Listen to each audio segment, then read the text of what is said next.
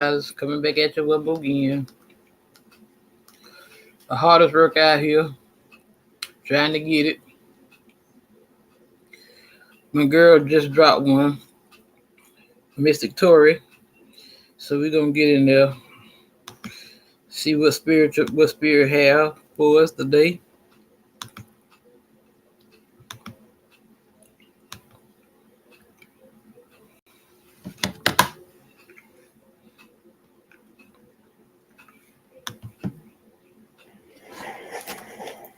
Hi, my loves. Thank you so much for visiting my channel. I hope that you're having a beautiful and an amazing day.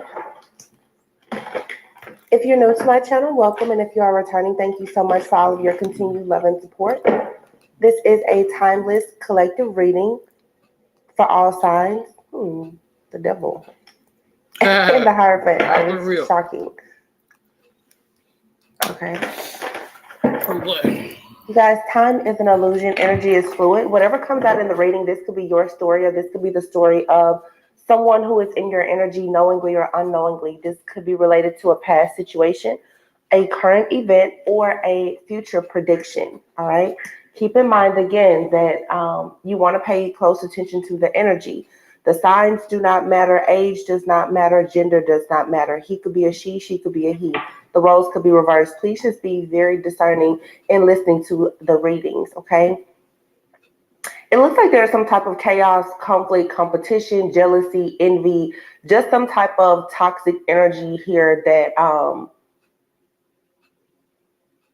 there's a truth that has been spoken. Something is out. I'm hearing it's out now. It's out.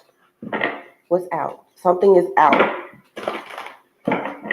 Defamation of character. Someone has there's slander here, defamation of character. Someone has said that you or someone connected to you doesn't have their own independence, that they're not self-sufficient, they don't have any type of abundance happening for themselves or whatever. I feel like someone has gone spying and they've become very enlightened. That someone I'm hearing is actually the golden child.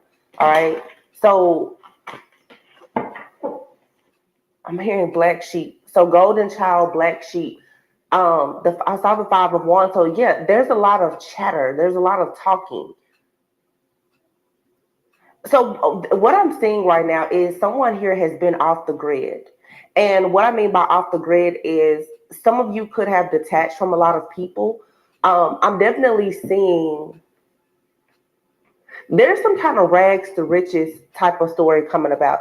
A lot of people don't have the desire to be rich or famous, but someone is about to receive some type of spiritual inheritance of some form, some fashion, and it's going to open them up to a lot. This has been coming out in all of the readings lately. But you may have been off the grid. You could have lost some things, or you could be dealing with a person who has lost a lot.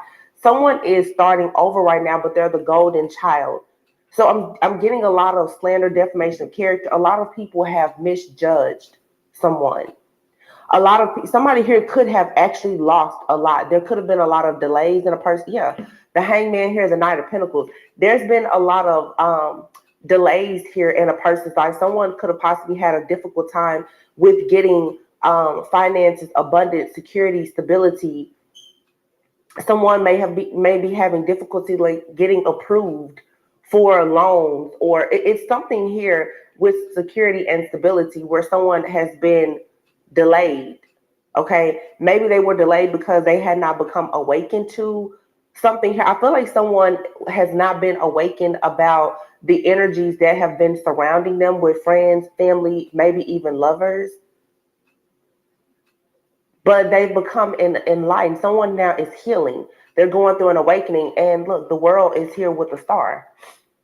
So this somebody coming into this enlightenment, this awareness is closing out a cycle, and they're going to actually be seen as a star. So something here has been manipulated, I feel, where either you or, like I said, someone connected to you has been in an energy for a long time of juggling, finding it very difficult to handle life. Someone here, maybe they're not getting approved for things.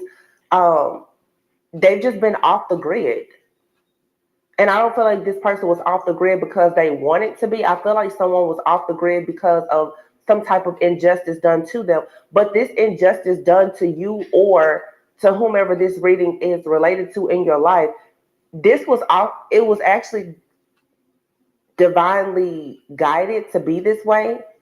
This person is a golden child. The sun and the stars out here and the world. This person will be well known, if not famous, one day. This is an earth angel person. This is a golden child who will be very, very well known at some point.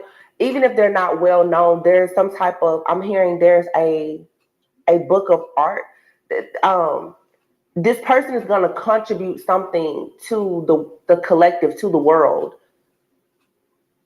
that's going to heal the hearts and the minds of a lot of people. You're going to know, people will know this person's name or they will know about their work. But this is someone that nobody suspected that this would happen because they've been in a cycle of nonstop juggling. Someone here has not been able to get out of a cycle of juggling. They're having problems with robbing Peter to pay Paul, maybe.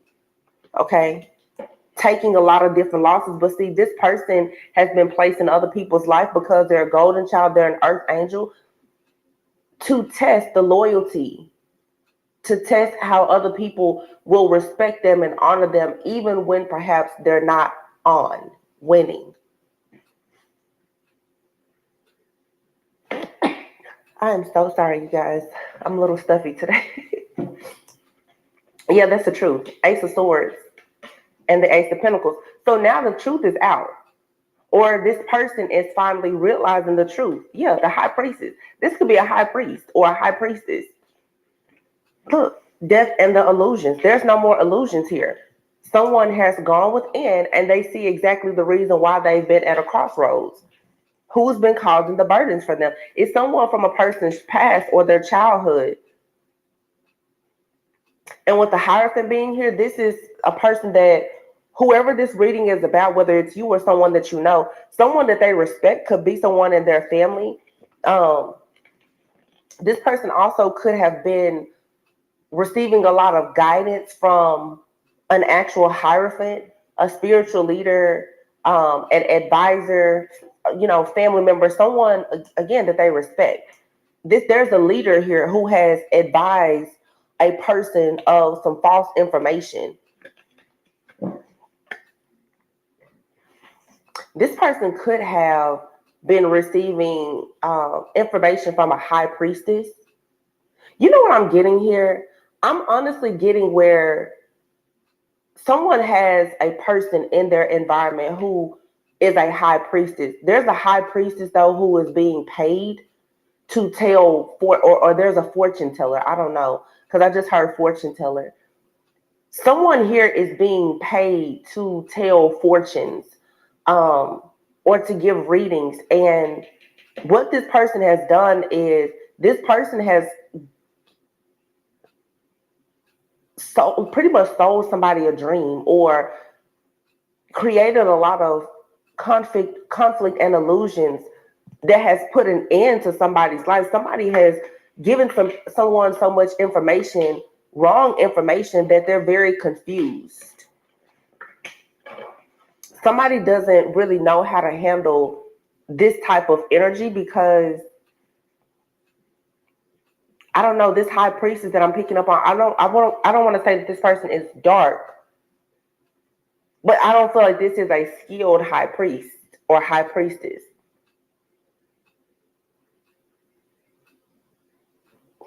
With the World card being out here, this honestly could be like a tarot reader, to be honest. It could be like a tarot reader, a psychic, someone who considers themselves to be a prophet or something like that.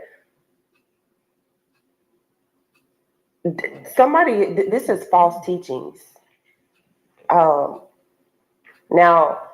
one thing that I myself personally am, and let me first just say, I don't know a lot. And the viewer or the listener, it's up to you to discern. But one thing, especially when people speak about like the twin flame journey, Because a twin flame journey can so easily be mistaken for something very toxic that's like a narcissistic empath type of paradigm. You have to be very careful. I feel like somebody here, because I'm seeing the story, somebody was juggling and robbing Peter pay Paul, financial issues, just various life challenges. This person felt like in order to change their course, they needed information. They went to a high priestess. They paid somebody here to get truth, to get clarity, to get insight and awareness. And I feel like the information that someone has been getting from someone has left them very, very confused. Someone here is trapped in an illusion where they don't actually see their own potential. Now, I'm also getting for some, like I said, especially if you work alongside someone, you could have went to someone that you trusted. You took their information because you trusted them. You thought it was valuable information. And what you don't realize, if you notice here, the death card is underneath the sun. Somebody gave someone some false teachings or information, and it put an end to like their divinity. But I don't know. I don't know if this person did this on purpose.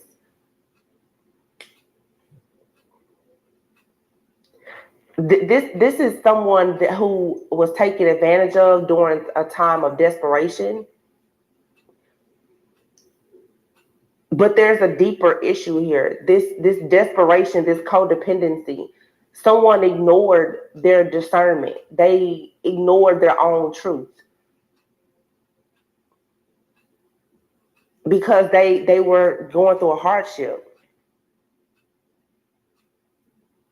So now this cycle is closing. Someone has separated themselves from a false teacher, prophet, a reader.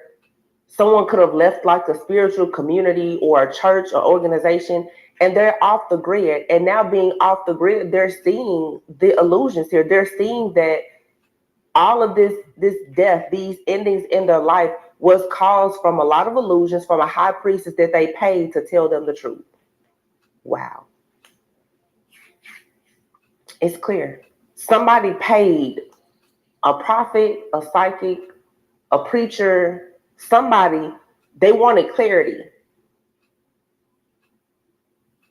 They paid this person. And I feel like they've been stuck at a crossroads ever since. Someone has told a person that someone saw the truth and they purposely told this person to go against what they knew was true. If this is a relationship, this is a situation where someone knew that a person was meant to be in a connection and they told this person, no, that person is bad for you. So this high priestess, this false teacher, prophet or whomever, this person went against all spiritual integrity and they lied to a person. Now, I don't know why, because for some people, this is just a random person who just isn't a skilled high priest, high priestess, or hierophant. For some, this is someone that you know. But now what has happened is, let me tell you something too. This high priestess is someone who is this high priestess could be someone who's somewhat off the grid, hidden. There's a hierophant now that's out here, I feel,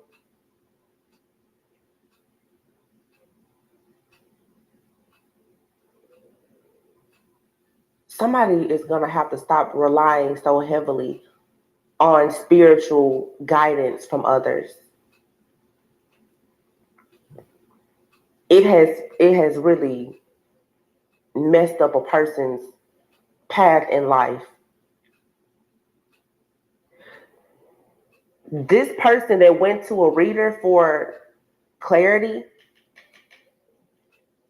they're coming out of this fogginess. They're coming out of whatever this hardship is.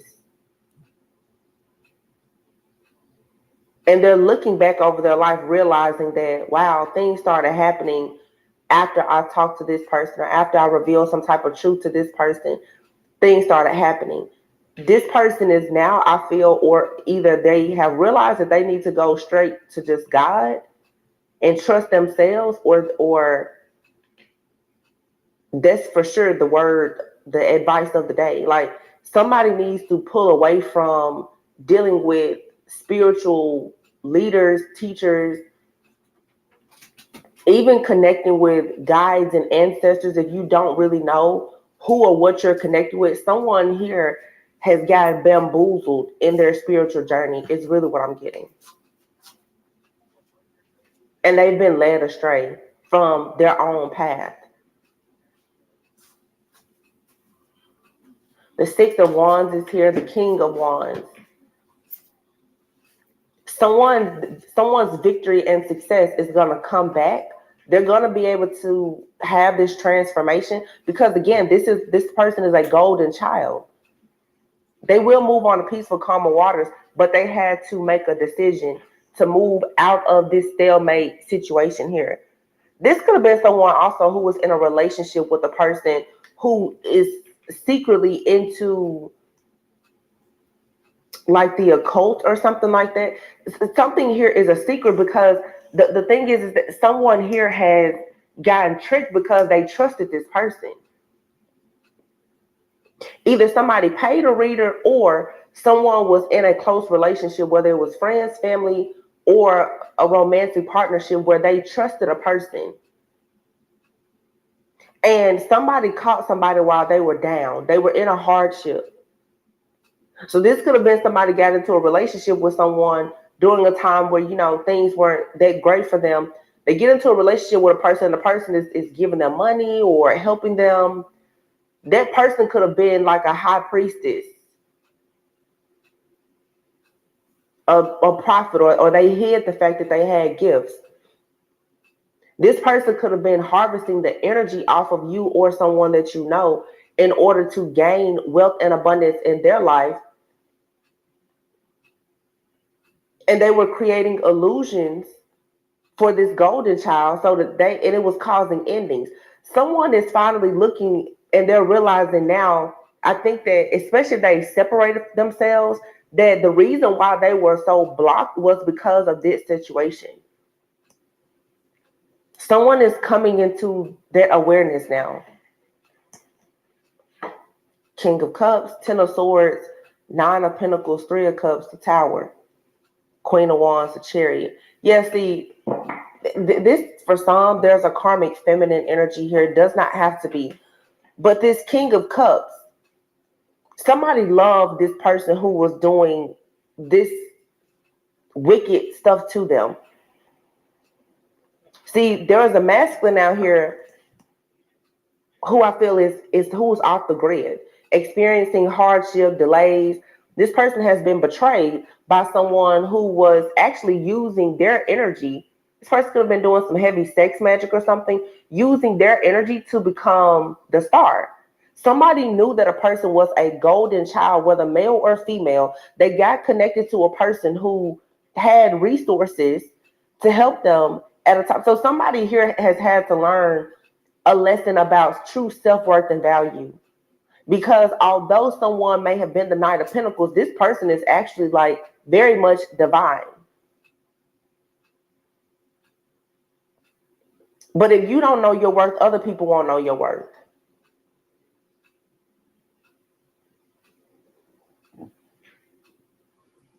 This is a masculine. This Knight of Pentacles is his King of Cups. This person here is devastated right now because they trusted a person or a group of people that they were celebrating with. I feel like this is a group of people who are, I'm hearing, wealthy and successful. But there's a Tower moment coming because the Queen of Wands, this closet witch here, this person is a very powerful manifester. This person uses a lot of different tactics of control and manipulation in order for them to move ahead. Whenever this person has any type of hardship, they're using the energy, the divine energy of a masculine who could be going through hardships. This masculine is walking away from this teaming up, collaborating with this group of friends, family, or whomever. Yeah. And now they're going to receive an offer that's going to allow them to manifest. This person is actually just they're calling their energy back in. Yeah, this person is standing up now to this toxicity. But wow, they had to go through this. This also could have been blocking someone from being in a divine feminine connection. I mean, a true soulmate connection with a divine feminine. Yeah. And look at that, the Five of Wands and the Five of Swords. This seems like a plot, a plan, or a strategy. And then there's the Emperor, the Fool. Somebody here is going to be free from this situation, though. Wow. When this person can get through, have this breakthrough, and free themselves from this toxic situation, for some, this is someone's mother or a mother figure that has been doing this. Someone could have a mother figure in their life. This could be a sister, an aunt, a lover. It could be a mother-in-law. It could be somebody. There's a mother figure here who has seen that a masculine was a golden child, had a lot of divine energy. They knew that this person was not in a divine connection, either with them or someone that they were connected to. I'm picking up like 4 different people here. And for weeks, if not months, I've been picking up there's a karmic feminine here who is being assisted by a high priestess. That could be their mother, an aunt, grandmother. There's a karmic feminine out here who has been under the leadership of a mother figure who has taught them how to pretty much like capture men, is what I'm really getting. Men who don't know their worth.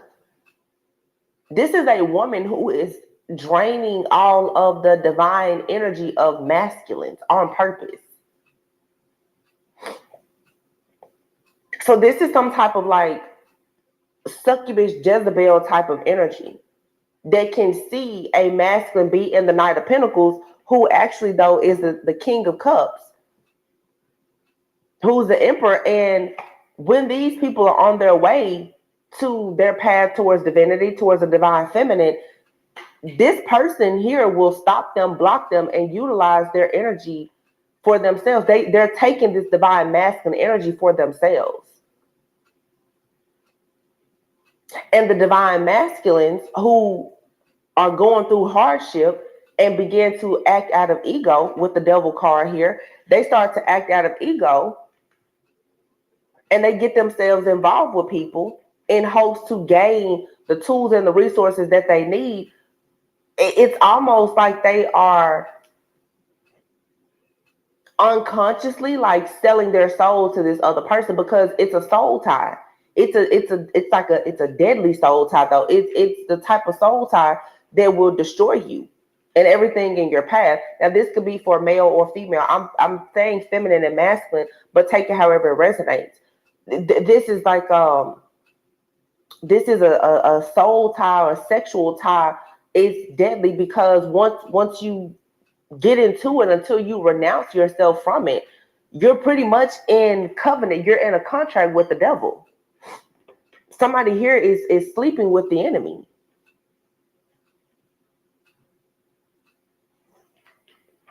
And now they're taking a leap of faith and trying to go towards something that is wish fulfillment, that's going to be equal give and take. Yeah, there has to be justice here, because again, this right here is an earth angel. Somebody caught an earth angel on purpose.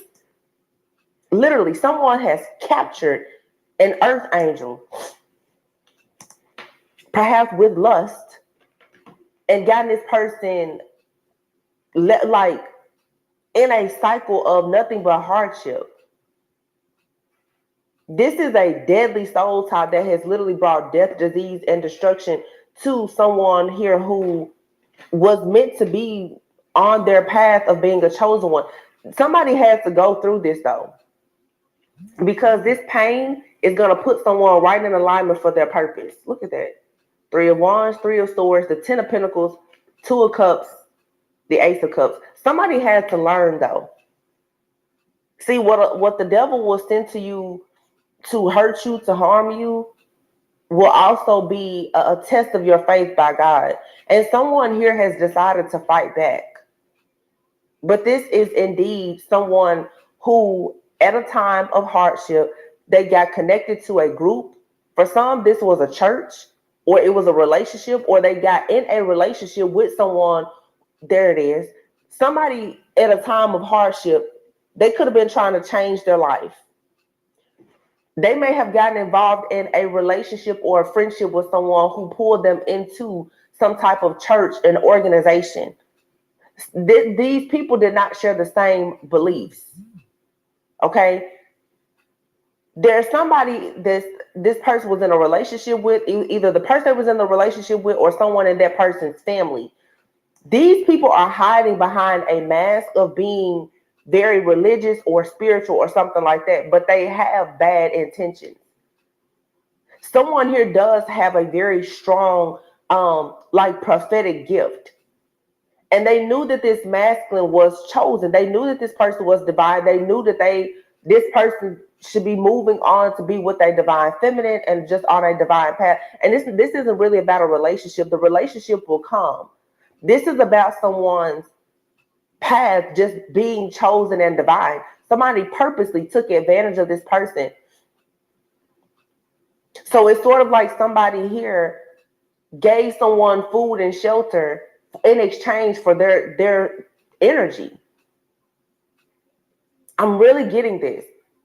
Where somebody went, they lived with the person, they got in a relationship with someone, whatever the case is, their needs were being met to satisfy their ego. But what they may have thought, that a person was just being kind to them because it seems like a group of people who are very religious, they're spiritual, they're nice. So they thought. This group of people, this family or whomever, was actually draining someone's energy. Somebody here doesn't realize that they were with a group of friends or family, lover or whomever. Their success was because of their energy. Somebody here energy has been siphoned and harvested in a relationship. They were in a relationship with someone who this feels like a relationship with a person who was secretly in some type of cult or coven.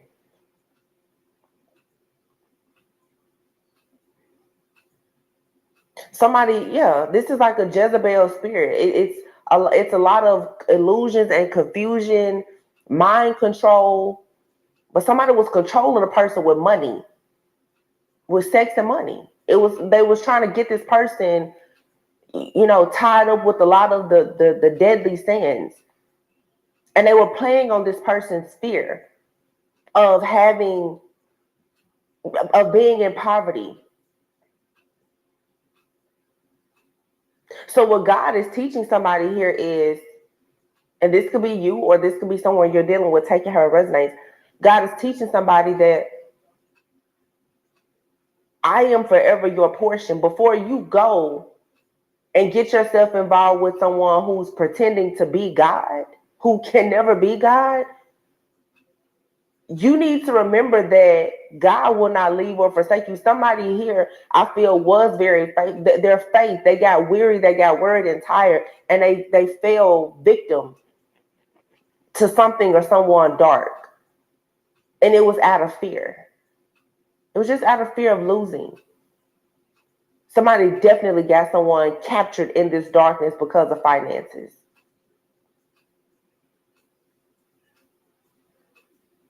But there is going to be karma to pay, because whoever this person is I'm picking up on that's going through this lesson, this person is fighting back and they're separating themselves from this group, or God is separating them. But this person's energy is now being returned to them now that this like Jezebel's incubus, succubus energy is being removed. Their energy is coming back. And so now this energy of being out in the cold, being very immature, lustful, flighty, in and out, that energy is being removed. This person is now taking a leap of faith and they're going in a new direction where now they will actually have wish fulfillment, equal give and take. Where this person did not have enough, they will have more than enough. Okay? Because justice will be served for this earth angel. Wow.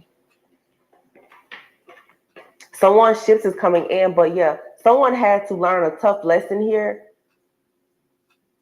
not to allow heartbreak, pain, or any kind of hardship to interfere with your connection with God. Because the minute that you start to give up, it's so easy and that's the reason why at the beginning I said something about like readers and like the twin flame journey. A lot of people discover tarot when they are looking for answers, when they, yeah, they're down and out, lonely. They're desperate for clarity, insight, confirmation. But see, what people don't realize, and I'm saying this even as a tarot reader, because I've been there myself before. You have to be very discerning. Every story is not your story. Every person should not be able to tap into your energy. Every reading that you get is not a good reading. Every person that reads these cards or says that they are a prophet or anything doesn't mean that they are good. There's a lot of people who, whether it's here on YouTube or in your community, they're readers by day and they're witches at night. Bad witches at that. And they are connected to groups and societies of cults, covens, and witches, wizards, and warlocks that do awful things to people, all for money. A lot of people do not care about spiritual integrity. And if you're not practicing, I don't know, if you are not really cultivating your relationship with God and your higher self, it's very easy to be trapped, tricked, and completely bamboozled by what you're hearing or what you're inviting. Even with tarot or anything else, you're opening portals to something. And everybody is now walking through portals of light. Somebody here, I feel like I'm picking up more than one story, because somebody here, I feel like I'm picking up the story of somebody who thought they could trust a person because they were religious. And then there's a story of somebody who thought they could trust someone because they were spiritual.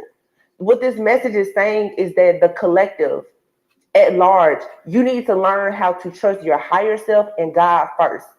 It's nothing wrong with you getting awareness, but you cannot fall victim to being the prey for the devil when you are desperate for answers. God will show up in the midnight hour. Don't be afraid to be in the darkness and wait for the right answer. Don't just take any answer. Don't drink poison just because you're thirsty. Don't drink poison just because you are thirsty. Somebody here, when it comes to relationships, somebody settled for a relationship, but this is the trick here. How the enemy, how the devil will trick you. Somebody on the outside will look in and say, how did that person settle? They were broke when they met them. But that person was broke, but they were a golden child. They were chosen by God.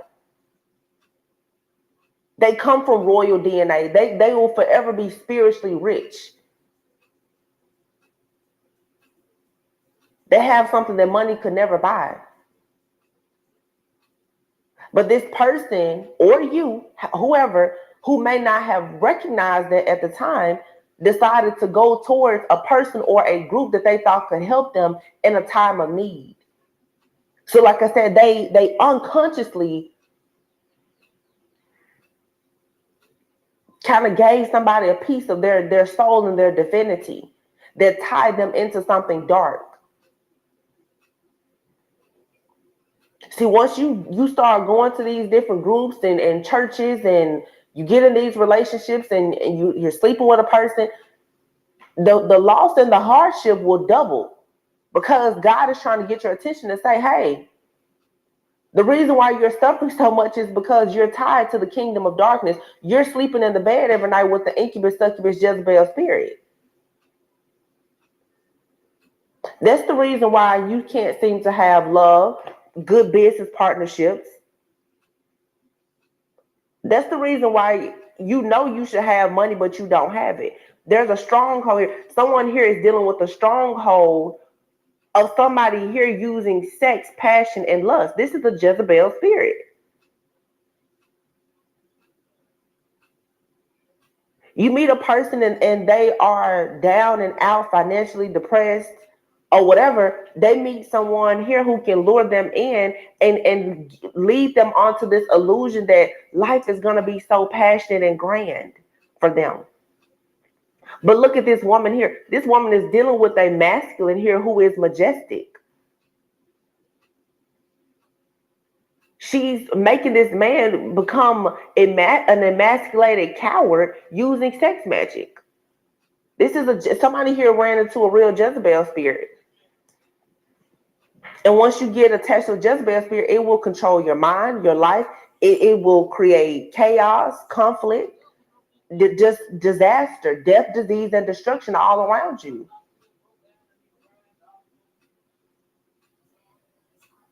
The Jezebel spirit, it's a shape-shifting energy.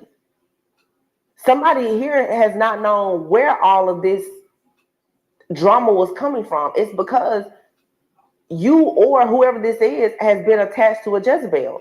And you have to be very careful, because if this, I feel like I'm talking about a masculine, like, and I feel like I'm talking to this person indirectly, because I feel like it's a lot of feminines who are dealing with a masculine who's going through this. You have to be very careful, because if you are a divine feminine, because check this out, divine feminine didn't really come out in this reading.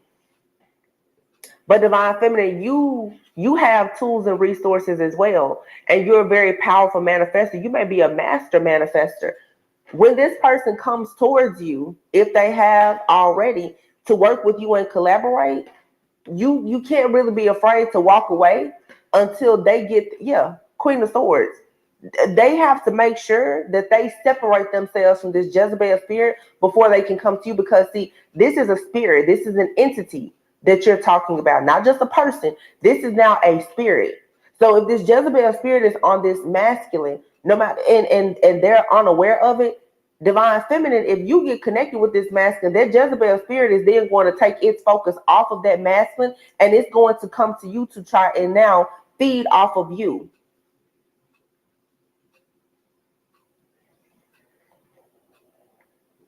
This Jezebel spirit is in the collect, it's on the hunt for all divine beings, divine feminines and masculines, especially those who are meant to come into unions. And it's really no joke if you're meant to have some type of child. There's a man here, and the page is a child. These spiritual unions and spiritual babies have been under serious attacks. So you have to really protect yourself from this Jezebel, this spirit of the Jezebel, the incubus, succubus, all of them. Because right now, these spirits, they know that they are being purged out because of this energy shift. They're holding on for dear life now. So some of you are going to have to be careful, as you connect with people, because they could have the spirit of, they could have the Jezebel like spirit on them unknowingly. Some people, you guys, you don't know. Even, the best of the best readers, high priests, or whatever, you don't always realize that what you're fighting is not a person, but it's actually some type of entity or principality. This Jezebel spirit is affecting the entire collective. This shape-shifting energy is coming to me, you, your family, your friends, everybody. Nobody is above this.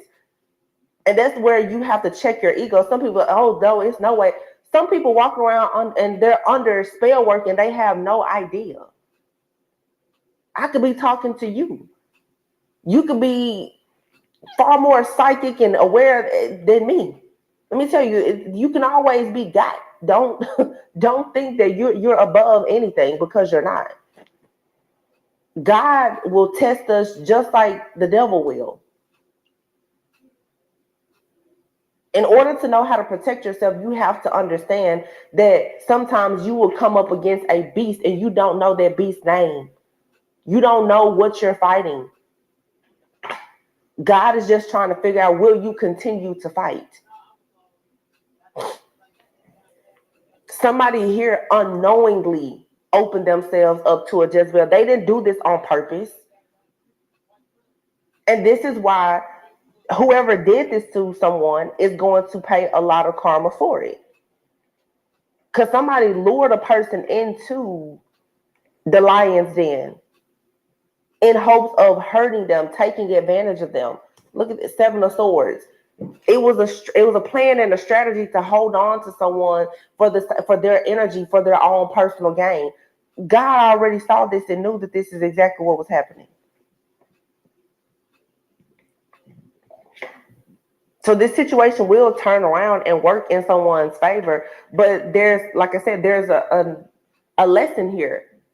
Don't allow yourself to fall on hard times or to get so afraid that you open yourself up to the wrong thing. And I'm going to say that even when it comes to tarot, don't allow yourself to go through a situation and you get, stuck in anxiety and fear, and you start listening to readers and you know they're just extremely karmic. Some of these readers, when they touch these cards, they're opening up so many dark portals. And if you're tuning into that channel every day, every night, you're opening yourself up to the same frequency that they're on. I know some people, they say, oh, well, they're just reading behind the veil. Some of my readings sometimes can get very dark. But I can't control if there's something behind the veil that really needs to come to the forefront to raise awareness. But some of you just assess and evaluate what you are taking in. Because like I said, sometimes you don't know, even when it comes to psychics, readers, or whom, prophets, you don't know what they're doing to get access to open up certain portals to be able to give you information. You don't know whose energy they're harvesting and what sacrifices they're making to get this type of information that they are now sharing with you. So when you take the information, it automatically connects you with the same kingdom of darkness that they are connected to. A lot of people work with, and I said this a few weeks ago, like they work with these different deities and water spirits and marine spirits, and these spirits, they're shapeshifters, and they require sacrifices.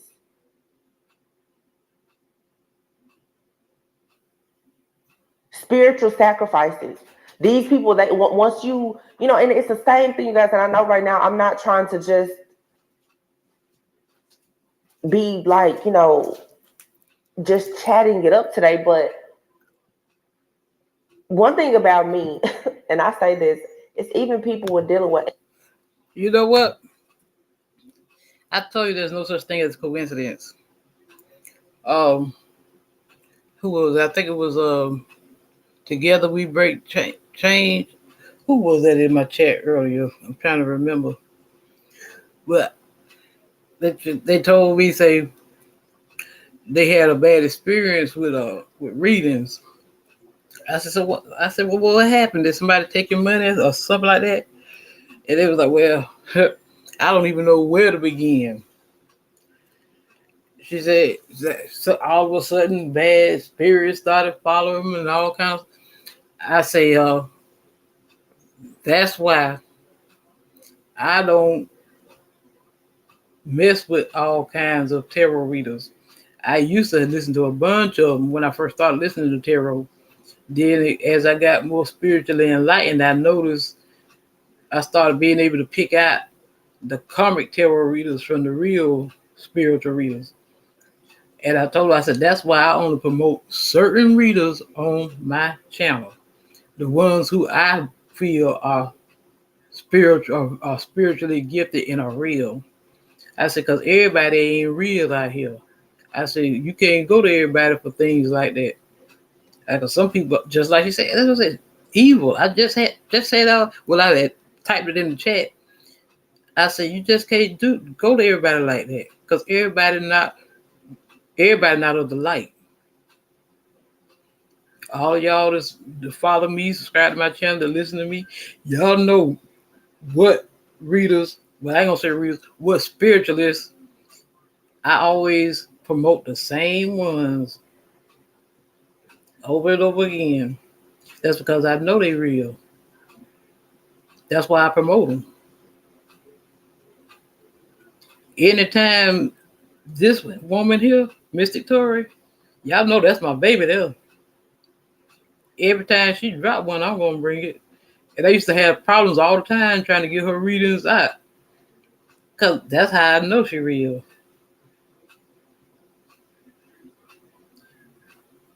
It's just funny, I can how the spirit always back me up when something happens. Like I say, 99.9% of the time when I share these readings, I'm listening to them for the first time when y'all hear them. That's why I said I just can't make it up. Like I said, I just had told this to somebody in the last stream. And then Mr. Tour just dropped this reading here about an hour ago. I was kind of busy, trying to handle some business, but I was as soon as I got a chance to finish doing what I was doing, I came on here and started sharing the reading because I hadn't heard it myself yet. And nothing happens by coincidence. There's no such thing as coincidence. For y'all who was in the clouds and was probably, reading the chat but don't never say anything. Ancestors and spirit guides.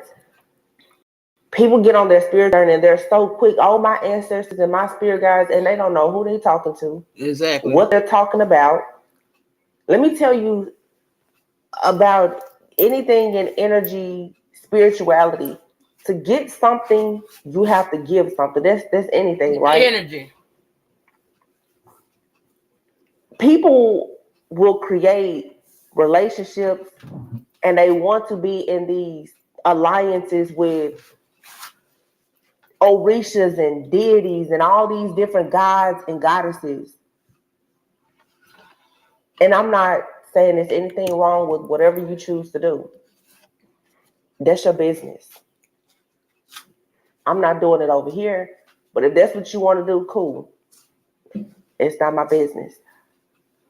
All I'm saying is, if you're going to actually worship these things, they require offerings. And what a lot of people don't realize is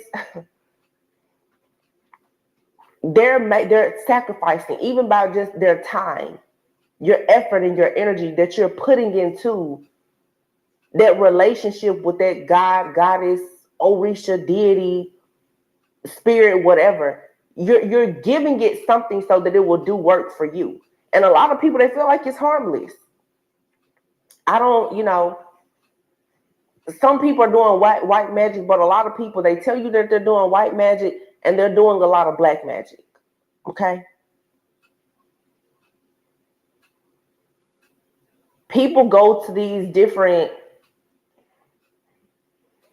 gods, goddesses, deities, or whatever, and they're making deals to get certain things done. And when that thing turns dark and it tells them to hurt you, to attack you, or whatever, they will do it. You have the sun and the star here. When people want money, they want fame, they want fortune, and they are feeding into these different spirits. Those spirits will take over and tell them to do things. And if you just so happen to be connected to people that are into all of these different dark practices, you now have tied yourself into this marine kingdom or this kingdom of darkness unknowingly.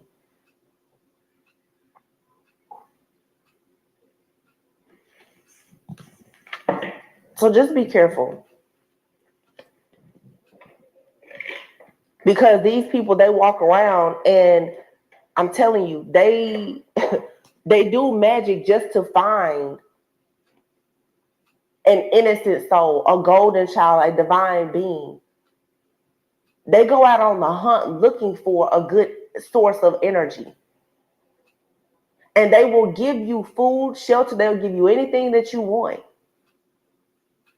I did a reading where I talk about the demon that will protect you. Some of you don't. You have people out here and you think that they love you, they adore you, they protect you. Yeah, they protect you with their life because you are their source of life. You are their life support.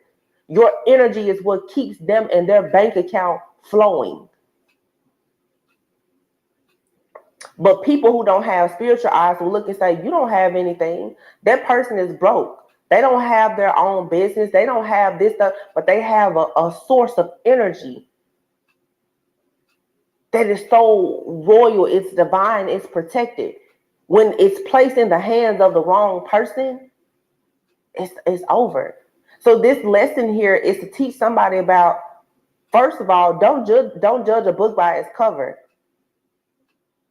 Some of the smartest people and the most spiritually rich people in the 3D are poor. And I'm not one of those people that's saying that, money is the root of all evil and you shouldn't make money. No, go make your money. I'm just, know your own worth and your value. Don't let a person who does not know their worth try to tell you about your worth and your value. And that goes for the people that's preaching in the pulpit at the church and the spiritualists. A lot of people, they don't know their real worth or value. They don't even have an identity. They're trying to take on the persona, the identity, and the energetic signature of other people. I don't know what this is, and for some reason, I shouldn't be stuffy, but it's like my head is so just stuffed up. I feel like some of you, the collective right now, have dealt with people who have filled your head with so much just BS, with nothing but lies, trickery, foolery, and illusions to serve a false god. If you remember at the very beginning of the reading, as I was shuffling, we landed on the devil. On our part of the deck, it was the devil and the Hierophant. You have to make a decision in which way are you going. You going towards the light or towards the dark? Because I'm going to tell you, when you make these deals with the devil, these Jezebel, incubus, every time you make a deal with them, they're getting you tied in to something. And it's so subtle, like in the way that it's done. Sometimes you think you're just hanging out with a person and you cook them a meal, but they're setting intentions for you to feed a demon, a Jezebel spirit that they're housing in their body.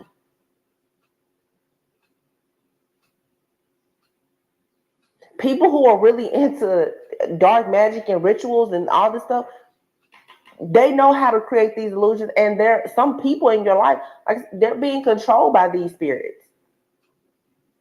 That's why the readings is constantly talking about all of these different shapeshifters. That's nothing but serious. These are people around you who are being controlled by incubus, succubus, Jezebel, and all the different spirits, the marine spirits. And, you just have to be careful because they're trickster spirits. They will trick you into thinking that you're just being kind when what they're actually trying to do is have you sell your soul because they've already sold theirs.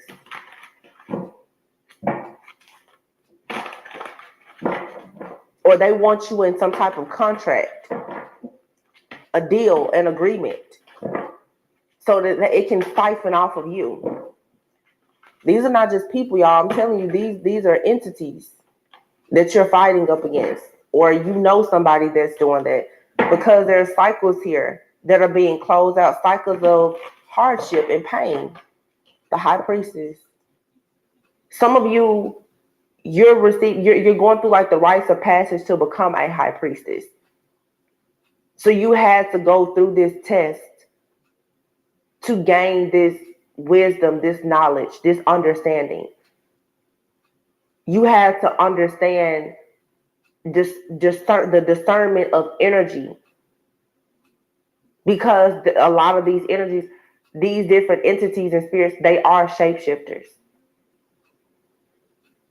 This is testing your ability, like I said, to also be able to shapeshift yourself energetically, but to recognize when the energy around you is shifting. Queen of Swords, standing up for yourself, looking at things at face value, being very emotionally intelligent, having boundaries, saying no. Say no to the drama. 5 of Wands, 9 of Wands. No matter how hard it is, you have to stand up for yourself and say no. 6 of Cups, 3 of Wands, 10 of Swords. Yeah. Some of you, it's something from your past, especially that you need to stay away from. Because what's coming in or what they're planning to do is somebody here is working on another major betrayal for you in hopes that it keeps you stuck. King of Wands here. Someone is very aggressive right now. Yeah. Because you have new love coming. See, these people, these entities, they do not want you to be in an energy of unconditional love because they cannot thrive and survive when you're happy. That's why when people say, I don't want love, I don't want this, and I'm like, and that's the reason why you're always under some type of attack. You don't have enough love in your life. You don't have enough love for yourself. You're not allowing other people to love you. You're not taking any type of pride in loving others. And so that heartache and pain that lingers is exactly what the enemy is always going to attach itself to. You need to ask God to search you for the voids in your heart that's opening you up to bad people and vices. Some of you, it's really time for you to get in the right prayer closet. Don't go to your favorite tarot reader. You need to pray. You need to tap in with your higher self and God himself, because you're being misguided. You're allowing yourself to be misguided out of fear. Because a lot of people have been waiting a long time to go into a new beginning. And I can see the collective, if you're not experiencing it right now, this is right when the enemy will come in to seduce you. When you don't feel like you're getting answers from God, that's right when the enemy will come in. And it'll put that tarot reader right there on your YouTube algorithm for you to start listening to a bunch of karmic stuff. And before you know it, you're mad, you're sad, you're angry. And that's exactly when that incubus, succubus, Jezebel spirit is going to come in and have you stuck in yet another cycle. You're going to have to always Spartan up. You're going to have to, that warrior spirit is going to have to come out. Yeah, you may be waiting. Keep being patient. But do your part, do your work. Faith without work is that you're going to get the answer, but God sometimes will leave you in that midnight hour to see who exactly are you going to get your answer from. Because usually in the midnight hour, when you get really, really tired, that's exactly when the devil is going to come in to seduce you.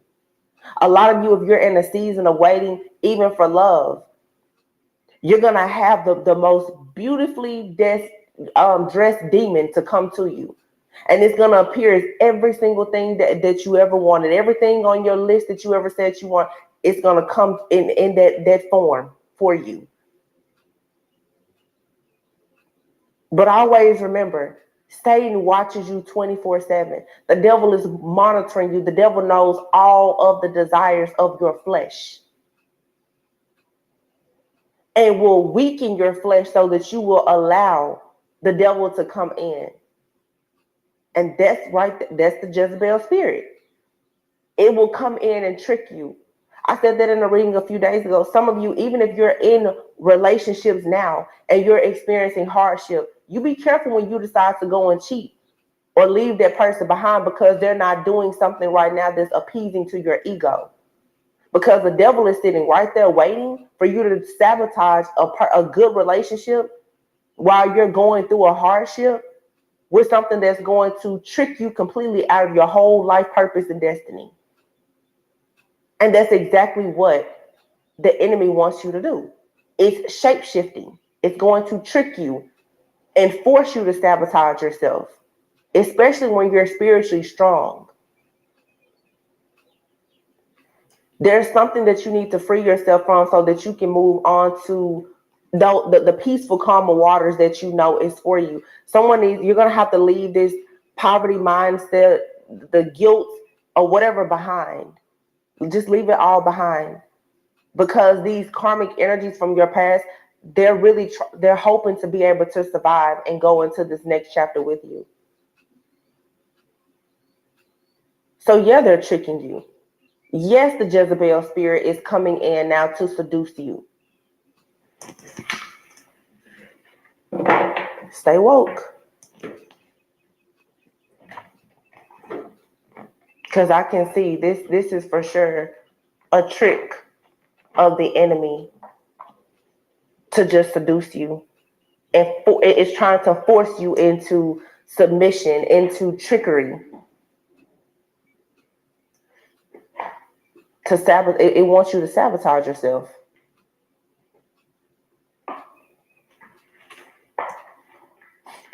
Let me see something here. Look at the bottom of the deck here, priest. Some of you are becoming a priest. You may be receiving a lot of like channel messages or downloads, things, signs, symbols, synchronicities, angel numbers, or whatever. But you need to be aware of the shadow aspect of a priest or high priestess. You are encountering people who could already be a part of a priesthood, but it could be a dark priesthood where they are violating all of your trust and they are seducing you into believing false things because you trust them, you respect them.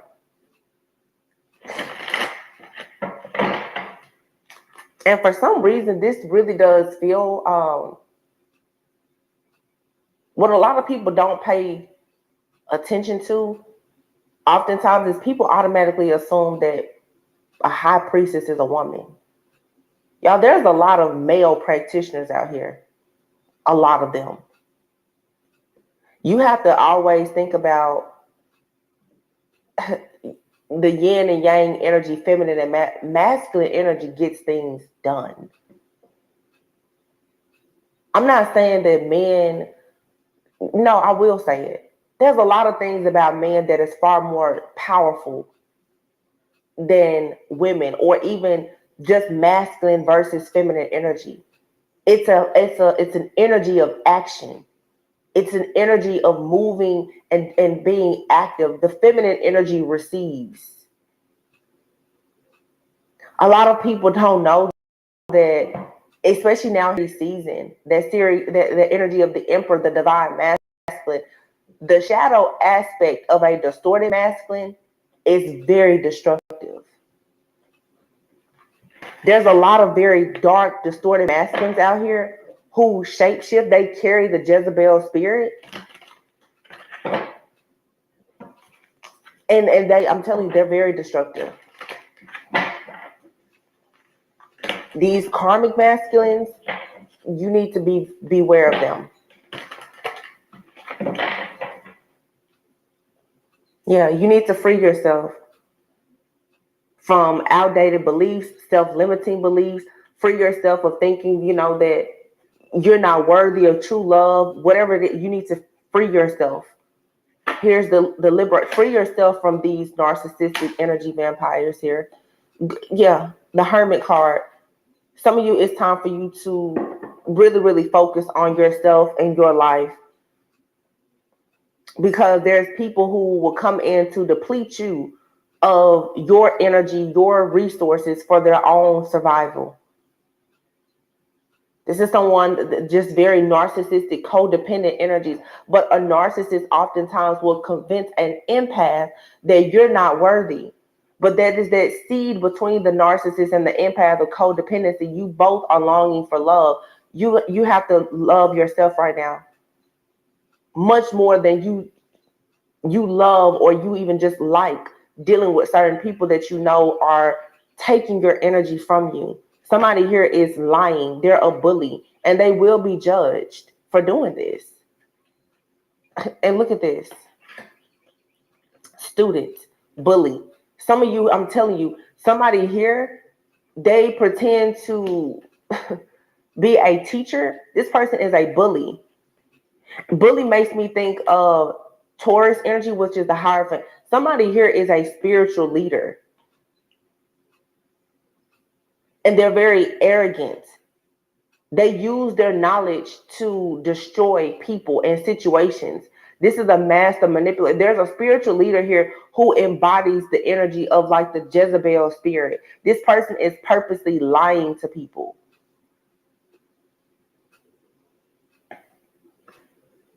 This person studies. And like I said, this person studies people and they target individuals that they know they can easily bully. This is someone here who pretends that they are going to be your hero, that they want to empower you and to help you. How exactly can this person help do so much for you when you're an actual earth angel who can easily become an avenger angel when and if you need to?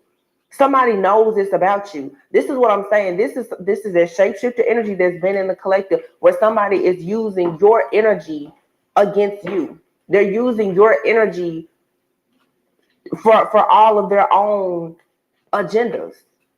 They're using it's like this person is attacking you, but they're using your energy to protect themselves from the attacks that they're putting on you to break you down.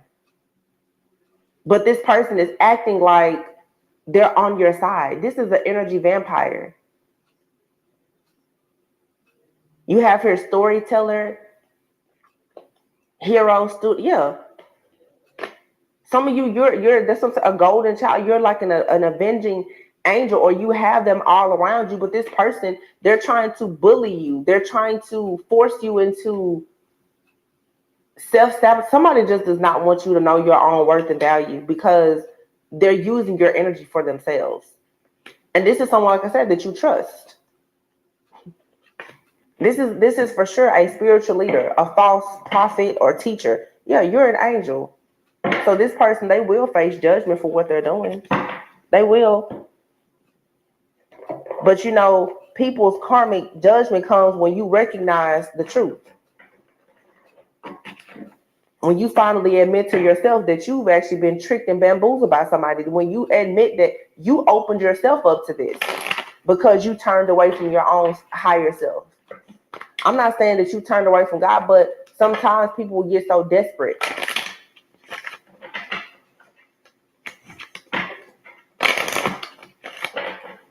For answers and for clarity. And you're desperate for answers and clarity when you have a fear of the unknown. So some of you, your fear of the unknown is what led you to the wrong person, the wrong group. Your fear of loss, your fear of financial hardship, your fear of the unknown, your fear of not having love. Somebody is purposely bringing people. This has to be like a reader or something.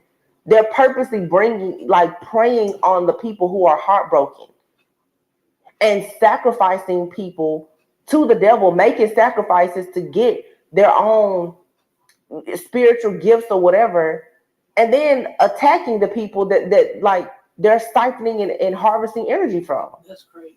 What the? But there's a group. This is a whole group of angels. So literally, this is like a person who's like capturing and holding innocent angels hostage, spiritually, energetically.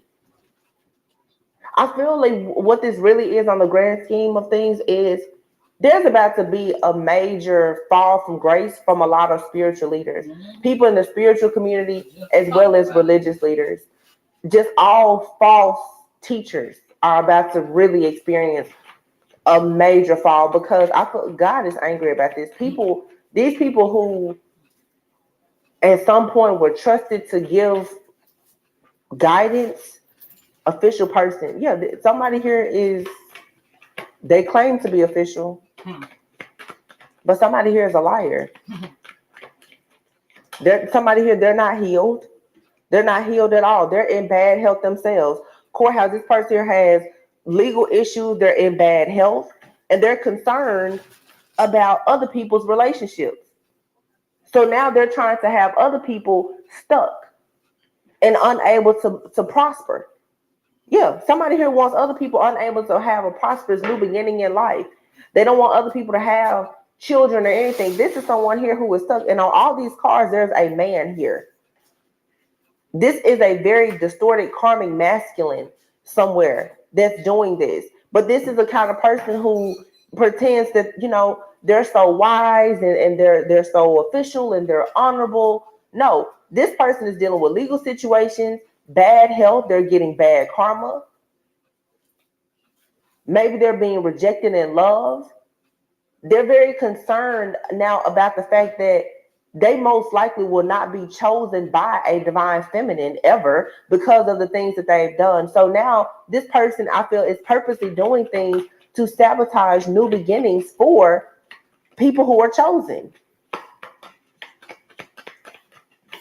who have this pure light in essence about them. Journey, yeah.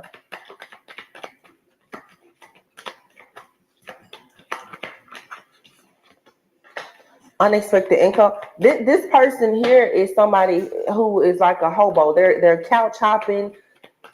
This is somebody here who, seriously, they don't have much.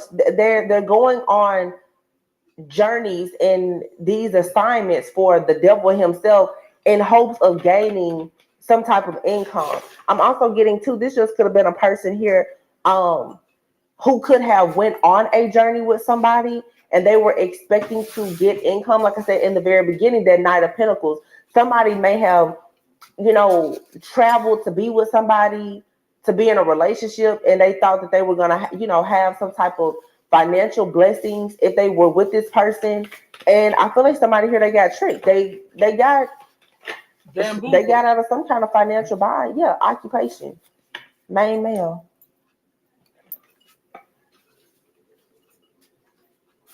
Somebody was expecting security, stability in a house.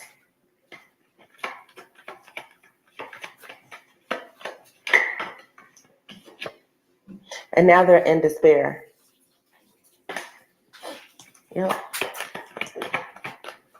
It's a lot of stuff coming out in this reading. It's just somebody is going through. Yeah, look at this community.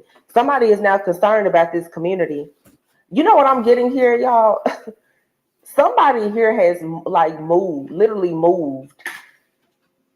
Somebody got into a relationship with someone, and I'm really picking up like a long distance relationship with a person.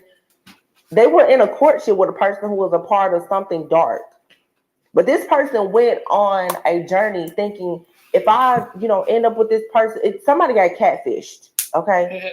If I go into a relationship with this person, I'm going to become an official person. We're going to have a business together, make money. Somebody was expecting security and stability, a certain type of lifestyle. They didn't know that they literally, with this false person here, they were literally sleeping with like some type of Jezebel spirit, like somebody who carries a Jezebel spirit. This same message is coming out every other day. Somebody here honestly thought that somebody just had their back. Like, yeah, this person is so nice to me. And I'm picking up here, there could have been for sure like a karmic feminine here who was telling the person, I'll help you get back on your feet and do this and do that. Whole time this person was a part of some kind of cult or coven, doing some type of sex magic and rituals over this person who at the time when they found it was a lost soul, going through some things. Somebody is waking up to the fact though now that they were catfished by somebody that carried the Jezebel spirit. And it's a very strong attachment. Yeah. Somebody here, look, this man is like, wait a minute. He's in despair and he's realizing now, like, wait, the whole time it was this person that I was in a relationship with and their friends and family working against me. These people wanted great fortune. They send out a main female to do the work. Look, these people catfish people. Look at this, y'all. Here's the whole operation. Great fortune, main female. Somebody here has a main female who goes out. This is a part of the operation, and they plot on people who are in poverty. Bring them back in, okay? Bring them into this family dynamic, this church. This could be a church that's doing this, going out plotting on the sick, the broke and broken. Bring them here into this congregation, into this community with these false people here. Yeah, somebody here is preying on weak people. This is in the church. This is in the tarot community. This is with friends and family group. This is a business operation. You go out, you get people who are heartbroken, they're sad, they don't have their money together. You're gonna make them believe that, you know, they're gonna be rich one day and marry a rich man and rich woman and boom. All that shit. Life is just gonna be amazing as long as they keep on Nothing is spending all perfect. of their money Nothing is perfect. here in this church. As long as they keep buying readings. That's what this is. Somebody here has been exploiting people who are already broken and sad and in poverty. That's what this is.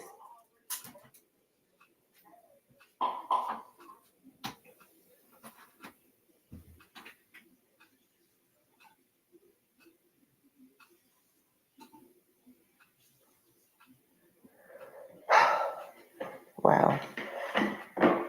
So you got preachers, speakers, priests, priestess who are exploiting good people, finding people in bad health, bad financial health, luring them into love relationships, groups, communities. And you know how in the church, especially, before you know it, you go to some churches and they want you to join all the different groups in the ministries. They want the singles to be in the single ministry. And before you know it, some people, they get so deep in the church, they're dating people in the church, and the whole time they got you in there and you're a part of a whole cult and don't know it. That's what this is. People, they're luring people into these communities and then getting them connected with other people in the community. And they're secretly worshiping something that is not actually of God. This is being kept a secret. This is going to come out though, because there's people who are waking up and they're like, wait a minute, something is not right here. Somebody is realizing like, wait, I keep giving this person all my money and my life is getting worse. I keep going to this church, I keep going to this reading and this reader, and nothing is changing. That definitely should be a red flag. When I used to do readings, if you have to come to me more than quarterly, more than once every 3 or 4 months, something is, I'm not going to say something is wrong, because I know a lot of people, they get, maybe a monthly reading, but some people become addicted to readings, and a reader will sit there and ignore all spiritual integrity and will do readings for a person every day, every week, telling them the same thing over and over. A lot of readers, when you build relationships with them, especially, they're so aware of your personal life that they can easily just tell you whatever you want to hear. They're not really reading energy. They're not giving you truth and clarity. They're just coddling you right now and waiting on you to give them their next PayPal cash out payment. They don't care about, and this is, y'all, first, I don't know, this is somebody here who is for sure like been exploited by a priestess, a witch doctor, a preacher, a cult, a coven, something. And thank goodness, like, you or someone they're coming out of it. But this was rough, whatever this is. And I'm seeing so many different situations. I hate to ramble, but I'm seeing church, I'm seeing readings, I'm seeing, like the different priest and high priest that, from at a distant horizons overseas or whatever. Somebody here definitely could have been taken advantage of, like online even. And because I'm seeing where somebody was at a distance, like whoever this is a connection between individuals for some where you don't know them. This also, I'm seeing now, how people like the different pastors on church, you give them donations online. A lot of people, they attend church online now. So you could be watching a particular, sermon online and you're sowing seeds, you're gifting into that church. And this could be a church that you've never physically gone to. It could be a church, in another country or something like that. You're sowing into it, or somebody that not knowing that this is something that is of a very, very dark practices. But by doing that, it gets you connected in. You're now a part of that thing. That's why for the last few months, I keep saying you have to renounce any pacts, agreements, or promises that you have unknowingly or unconsciously made. That's why now you have to know birds of a feather flock together. You have to live a set apart life. If you are questioning the integrity of a person around you, you need to get away from them. Sometimes people are under spells and illusions and they don't know. But if you know that they're under a spell or an illusion, you need to get away from them, because the moment that you get wrapped up with that person, you now are wrapped into whatever that has its claws already in that person. This is not a season where you need to try to save people who don't want to save themselves. You're going to have to love and pray for a lot of people from a distance right now, or you will be hurt. Because the thing is if you're the one that's really carrying the light, as soon as those entities become aware of you, you become the target. Not the person you're connected to, you become the target. And this is especially happening with friends, family, and lovers. People I'm gonna tell you, I told you there's no such thing as coincidence. I go through things too. I try to put the best on the outside. I don't because I don't want everybody all up in my business. But I'm struggling too right now. You know, money, funny and stuff. Car messed up. You know how it go. And Coco TV, I call her my sis too. She sent me a donation earlier, and and she said just like what Mystic Tour was saying. That's why I say no such thing as a coincidence. I still got the text messages. She said, she say she say, have you reached out to a couple of people? I said, well, yeah, a couple of them, but you already knew what the answer was. And then she mentioned a couple of other people that I have supported in the past that she know of heavily when I was when I was up in good standing. She said, I know for a fact I have seen you drop large donations to some of these channels. She said, and you tell me, won't nobody help you? I said, hey, you know how it go. I said, that's why I really stopped supporting a lot of people. You know what I'm saying? She said, see, that's what she said. She said that's why she kind of taking a break, from YouTube.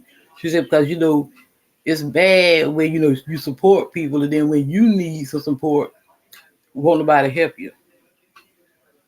She said we're supposed to be a community. We're supposed to help each other. I said, yeah, that's true, but everybody's heart ain't the same. See, I mean, I don't be doing nothing to look for nothing bad. I just at the time I had, I was doing good.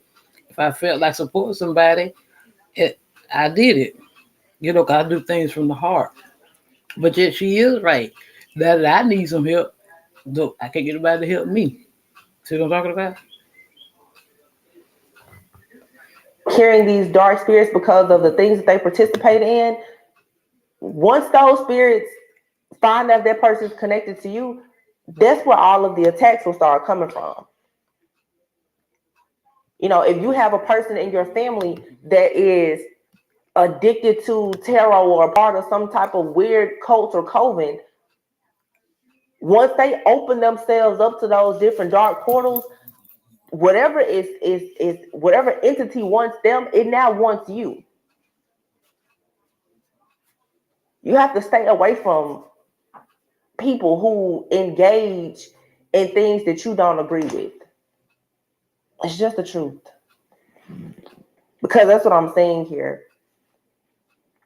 People have gotten themselves involved in different things unknowingly, and it has opened up a portal to cause attacks for other people around them, or it will. Wow. Yeah, I hope that I hope that makes sense. This reading, there's a lot. Like I said, I'm seeing church stuff, I'm seeing spirituality, I'm seeing the occult, I'm seeing relationships, I'm seeing family dynamics. You guys could have people in your family who are closet witches, wizards, and warlocks, and you didn't know. And now you're trying to figure out why all hell is breaking loose in the family. It's because this person has made a deal with the devil and you didn't know it. Now the devil is looking for any and everybody that it can find in your family, and you're unaware as to why. It's because of that person that has opened up those portals to that type of dark energy. Some of you are running into lovers, and right now they, they're either dealing with someone or they dealt with the person that carries a Jezebel spirit. That person, you're gonna have to start spiritually cleansing yourself and people before they're even allowed to come into your life. Really pray and ask God to keep these different spirits and low vibing energies away from you. And still have grace for people, because some people are carrying attachments and they don't know it. It's very easy for those things to attach to you, especially if you're dealing with any type of depression, financial hardship, any bit of pride, ego, or fear. Those energies, they love fear. They love clutter. They love anything dark, even if it's just a little bit of darkness. That's why you have to keep your energy high vibing as well. But you can have a person around you that you really care about. If they're dealing with fear, depression, or anything else, those spirits are battling that person and trying very hard to overtake that person. And some of those spirits and entities are trying to get to a person around you just so that it can get to you. So have grace, but also protect yourself. This is a season like you're just going to have to stay away from some people. If people, especially people who say, oh, well, I don't believe in witchcraft, nothing can happen to me, you especially need to stay away from those people. Because those are the main ones who are walking around with a spirit attached to them.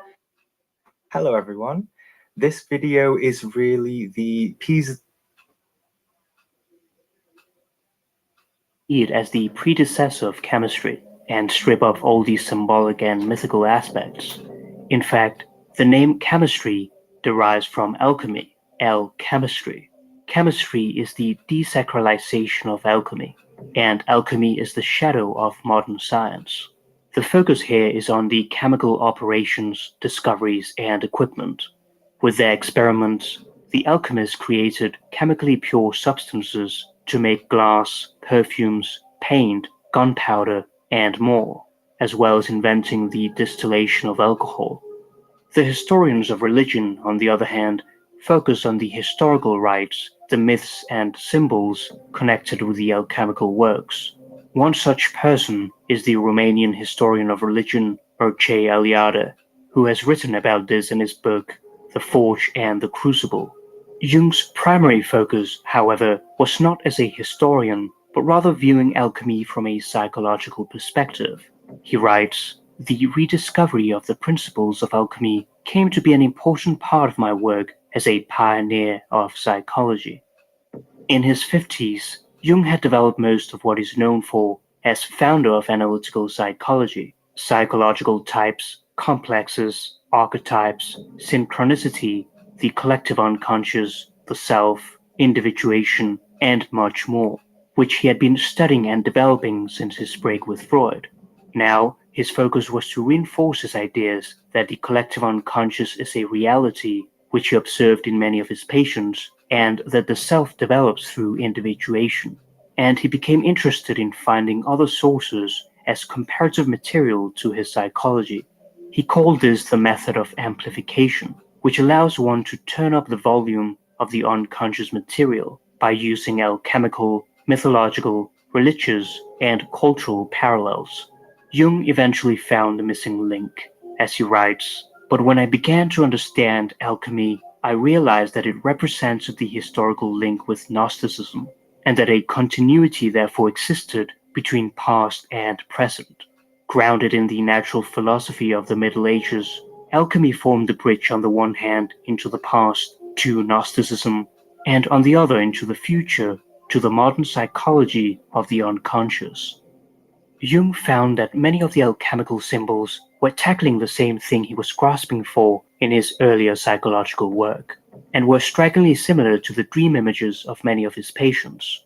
He believed that the alchemical symbols were products of the collective unconscious that appeared to the tormented souls of the alchemists, who were precursors to his analytical psychology.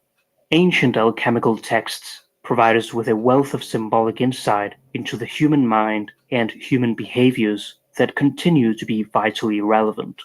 Jung was first introduced to alchemy when his friend Richard Wilhelm sent him a copy of the ancient Taoist alchemical book of life, The Secret of the Golden Flower. Jung realized that the Tao was a method for reuniting what has been separated, namely consciousness and the unconscious, in order to reach psychic wholeness by union of opposites, which Jung calls the self. This is an alchemical idea that would occupy Jung for the rest of his life, culminating in his last great work, Mysterium Conjunctionis. At first, Jung hesitated to tackle alchemy, realizing how much work it would involve. However, he came to the conclusion that it had to be done, for there was too much buried in the subject of alchemy, which was important for a better understanding of ourselves. Jung first began with Eastern alchemy, but soon Western alchemy became his main focus. Before delving into alchemy, we'll first explore the idea of wholeness and the self. We're all born whole, but are fragmented as we gain a sense of I. This is known as the ego-self axis, where the first half of life is ego-self separation, and the second half of life is ego-self reunion. There's a line connecting the ego with the self, like a channel. Jung writes, "The self is not only the center, but also the whole circumference which embraces both conscious and unconscious. It is the center of this totality, just as the ego is the center of consciousness." When the ego becomes the sole source of identity in our life, we disregard the other half of our personality, the unconscious, resulting in one-sidedness and psychic dissociation. Our task is to recover our original unity that we had as infants before developing the ego. This is known as original wholeness, the original self. To become like a child is not a regression, but a recovery of unity, although it can also take on a negative form if one seeks the protecting circle of the mother and does not want to take responsibility to become independent. This is seen in the so-called man-child who has never grown up. We all have an archetypal inner child in us, even as we age, the idea of puer aeternus, or eternal youth. Integrating this archetype in our adulthood can be highly beneficial. For Nietzsche, the child is the final metamorphosis to becoming who we truly are.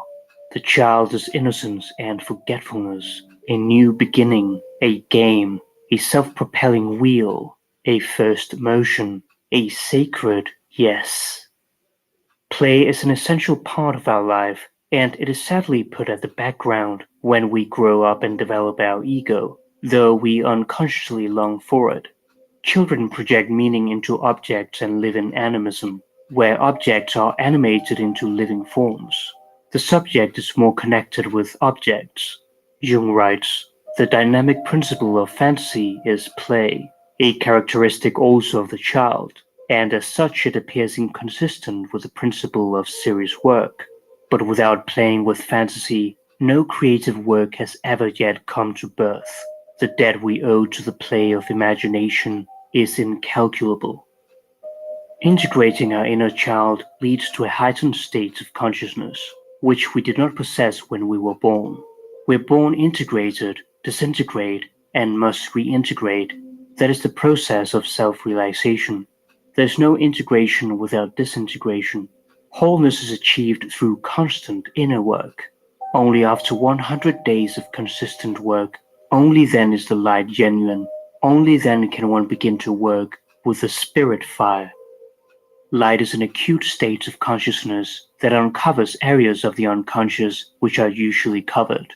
Jung writes, "It is high time we realized that it is pointless to praise the light and preach it if nobody can see it. It is much more needful to teach people the art of seeing. To become whole is not a linear process, but rather of circumambulation, a process in which everything relates to the center. Jung wrote, "I began to understand that the goal of psychic development is the self. There's no linear evolution, there's only a circumambulation of the self." This insight gave me stability, and gradually my inner peace returned. I knew that in finding the mandala as an expression of the self, I had achieved what was for me the ultimate. Perhaps someone else knows more, but not I. To be in the center is to be relieved from anxiety, suffering, and hopelessness, which are the aspects of the rim of the circle, the temporal, money, pleasure, fame, power, etc. A medieval manuscript portrays a king who lives on the rim of the wheel, which moves in a never-ending process of "I am reigning, I have reigned, I have lost my kingdom, and I shall reign." In the center is the figure of Christ, a symbol for the self. To be in the center is to experience ecstasy, standing outside of oneself without ceasing to be oneself. The ancient Greek philosophers called this the state of apatheia, not to be confused with apathetic. It is a state of wisdom and tranquility, of being undisturbed by one's wild emotional fluctuations, of being indifferent to what happens to you in life, and going along with whatever life throws at you. By observing what actually happens, instead of our perception of what happens, it allows to calm our inner tornado and earthly passions. The Stoics practice what is known as the dichotomy of control, to focus on what is in your control and not on that which is out of your control. Apatheia is not, however, a permanent state that would be a superhuman feat. It is rather a temporary state in people who are more in tune with their soul, which for Jung is the alignment of one's ego to the self, the source of spiritual nourishment. This is characteristic of the archetype of the wise old man and woman.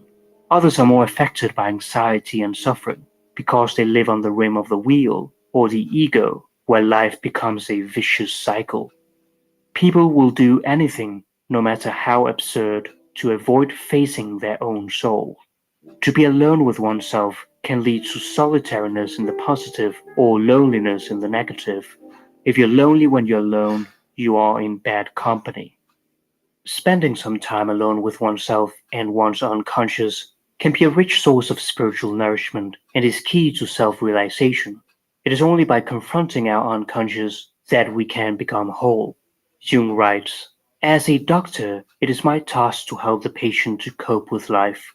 I cannot presume to pass judgment on his final decisions, because I know from experience that all coercion, be it suggestion, insinuation, or any other method of persuasion, ultimately proves to be nothing but an obstacle to the highest and most decisive experience of all, which is to be alone with his own self, or whatever else one chooses to call the objectivity of the psyche. The patient must be alone if he is to find out what it is that supports him when he can no longer support himself. Only this experience can give him an indestructible foundation." Now that we have a basic notion of the idea of wholeness, we'll start with the origins and history of alchemy. The etymology of alchemy is of uncertain origin. It is said to derive from the Arabic alchimia, al being the prefix for the. The word comes from the old name for Egypt, Kemet, meaning the black lands, the fertile soils along the Nile River, as distinct from the red lands of the desert. Therefore, alchemy can be seen as the Egyptian art or the black art. Others believe that the Arabic word derives from the Greek word chemia, meaning to cast together or to pour together. The term alchemy may well be a mix of these different sources. It is unclear where alchemy first appeared, if it was Egypt, China, India, or some place in the Middle East, or if it happened in various places at the same time. Many of them exchanged their different beliefs, practices, and knowledge along the Silk Road, which was also an intellectual route. According to many scholars, however, alchemy can be traced back to Egypt. The pre-Socratic and ancient Greek philosophers dealt primarily with rational thought, and to be alone with oneself can lead to solitariness in the positive or loneliness in the negative. If you're lonely when you're alone, you are in bad company. Spending some time alone with oneself and one's unconscious can be a rich source of spiritual nourishment and is key to self-realization. It is only by confronting our unconscious that we can become whole. Jung writes, "As a doctor, it is my task to help the patient to cope with life. I cannot presume to pass judgment on his final decisions, because I know from experience that all coercion, be it suggestion, insinuation, or any other method of persuasion, ultimately proves to be nothing but an obstacle to the highest and most decisive experience of all, which is to be alone with his own self, or whatever else one chooses to call the objectivity of the psyche. The patient must be alone if he is to find out what it is that supports him when he can no longer support himself. Only this experience can give him an indestructible foundation." Now that we have a basic notion of the idea of wholeness, we'll start with the origins and history of alchemy. The etymology of alchemy is of uncertain origin. It is said to derive from the Arabic alchimia, al being the prefix for the. The word comes from the old name for Egypt, Kemet, meaning the black lands, the fertile soils along the Nile River, as distinct from the red lands of the desert. Therefore, alchemy can be seen as the Egyptian art or the black art. Others believe that the Arabic word derives from the Greek word chemia, meaning to cast together or to pour together. The term alchemy may well be a mix of these different sources. It is unclear where alchemy first appeared, if it was Egypt, China, India, or some place in the Middle East, or if it happened in various places at the same time. Many of them exchanged their different beliefs, practices, and knowledge along the Silk Road, which was also an intellectual route. According to many scholars, however, alchemy can be traced back to Egypt. The pre-Socratic and ancient Greek philosophers dealt primarily with rational thought and natural principles to understand the world, and did few or no experiments.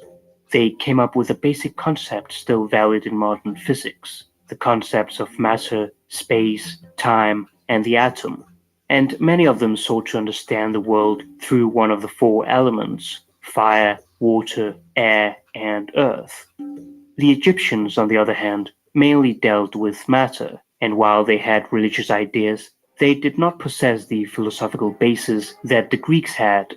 An enormous amount of the Egyptians' energy was directed to life after death, and their main concern was that the right kinds of rituals be performed so that eternal life after death would be assured in the right way. The distinction between matter and spirit was not made by the Egyptians.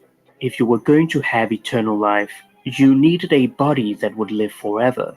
That was the purpose of mummification. The main chemical procedure consisted in bathing the corpse in a base of sodium bicarbonate. The root of the Latin word natrium, sodium, is the Egyptian word neter, meaning God. Mummification meant bathing the corpse in God substance, till it was completely soaked in it. As such, one became eternal and identical with the cosmos. The trends of Greek and Egyptian civilization came together and united in a very fruitful marriage, of which alchemy was their child. As such, alchemy was born as a hybrid of Greek philosophy and Egyptian material transformation and symbolism. The central figure in alchemy is Hermes Trismegistus, or thrice great Hermes, whose name is derived from the ancient Egyptian god Thoth and his Greek counterpart Hermes, the messenger of the gods and psychopomp. The philosophy of Hermes is known as Hermeticism, and he is the author of the Emerald Tablet, which is supposed to contain all the knowledge of the philosophy and practice of alchemy in just a few lines. It is the source of perhaps the most important alchemical maxim, as above, so below. The inner world, microcosm, and outer world, macrocosm, are one and the same, as within, so without. The mortal and eternal realm of the inner world corresponds to the physical and mortal reality of the outer world that we all experience. Through transforming ourselves, we transform the world. Through transforming the world, we transform ourselves.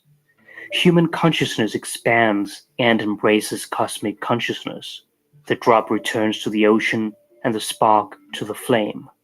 In his book, Jung and the Alchemical Imagination, Jeffrey Reff divides the history of alchemy into three main phases: Hellenistic alchemy from 200 BC to AD 600, Arabic alchemy extending to about AD 1000, and Latin alchemy continuing from about 1100 to 1700. The history of alchemy went through its own process of death and rebirth. The alchemist Zosimus wrote about Maria Prophetessa, which some scholars consider as one of the founders of alchemy. They both lived in the Middle East around AD 200 or 300. Alchemy sought to uncover the mystery of matter. By transforming matter, one transformed the spirit. For instance, having a good physical health was important because it corresponds to good mental health, and so on.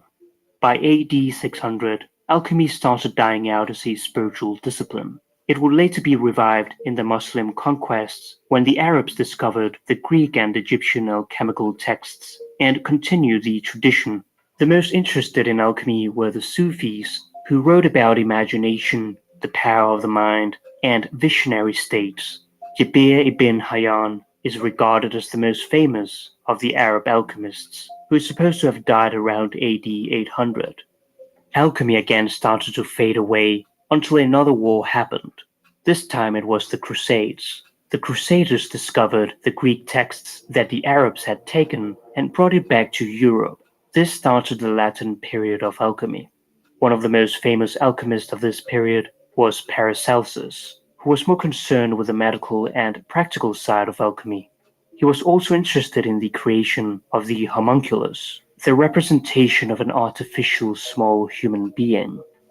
Around the 1700s, the scientific method was born, and alchemy was branded as fraudulent, nonsense, and heresy. People began to focus on the backwardness and superstition of the past and the Enlightenment and rationalist world of modernity. However, one of the greatest scientists, Isaac Newton, continued to study alchemy for the rest of his life and produced around 1 million words in alchemical works. After his death, most of it was burned, for fear of ruining his reputation. It wasn't until the 20th century that Jung brought alchemy back to life as psychology. Alchemy is popularly known as the art of transmutation, most notably turning lead into gold. This process is known as chrysopoeia, gold making. Lead was often associated as the basest of metals. It's dull, soft, quite useless for making tools, and poisonous.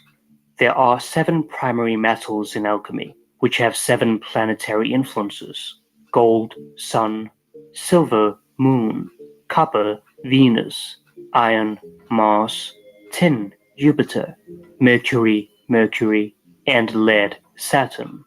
For the Hindus, these also correspond to the 7 chakras in the body.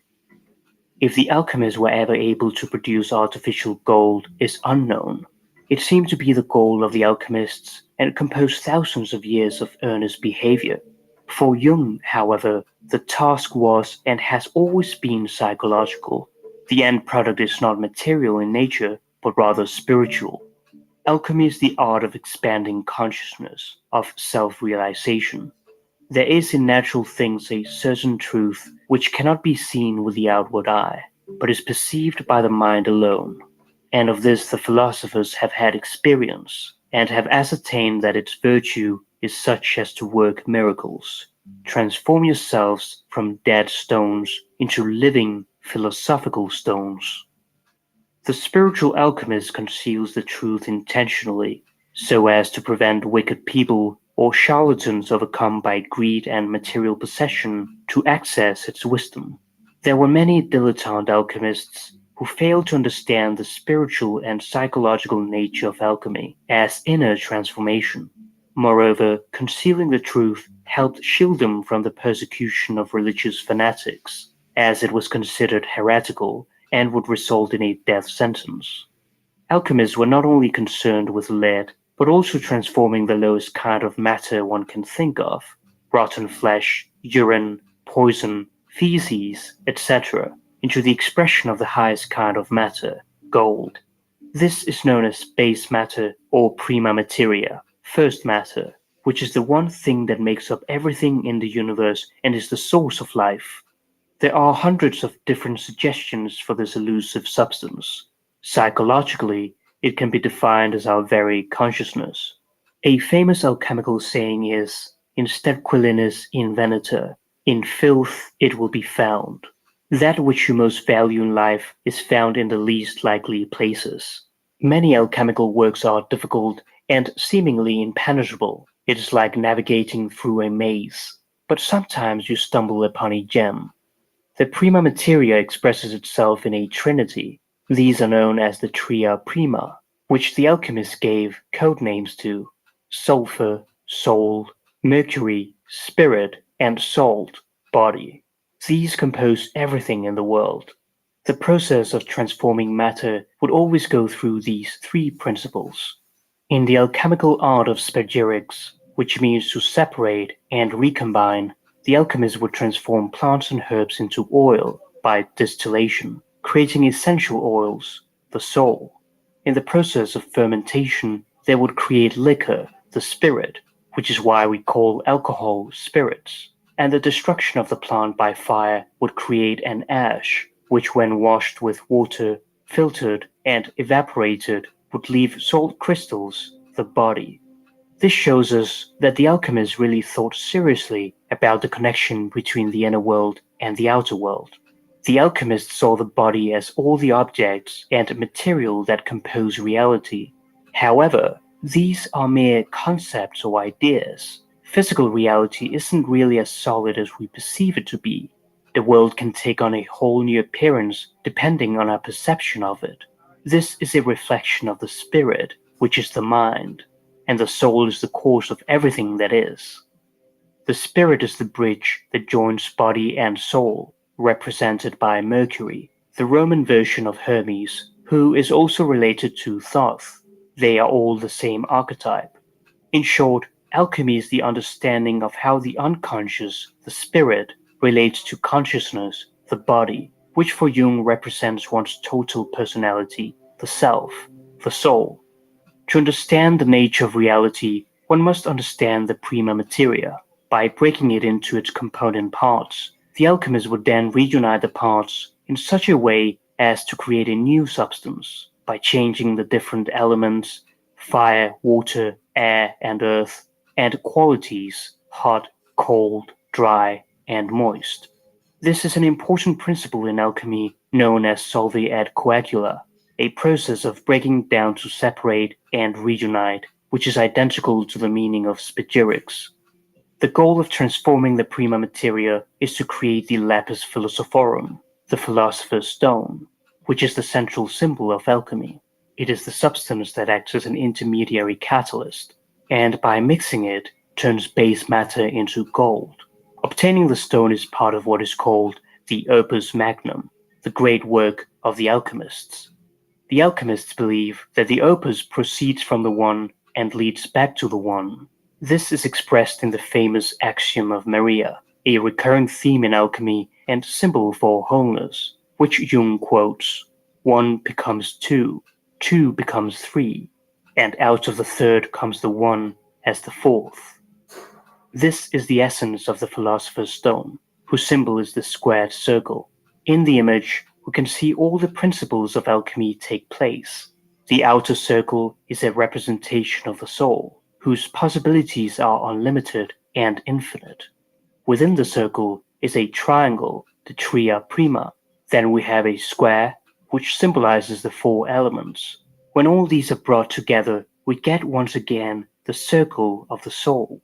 This can be repeated in an infinite regression and is what comprises the philosopher's stone.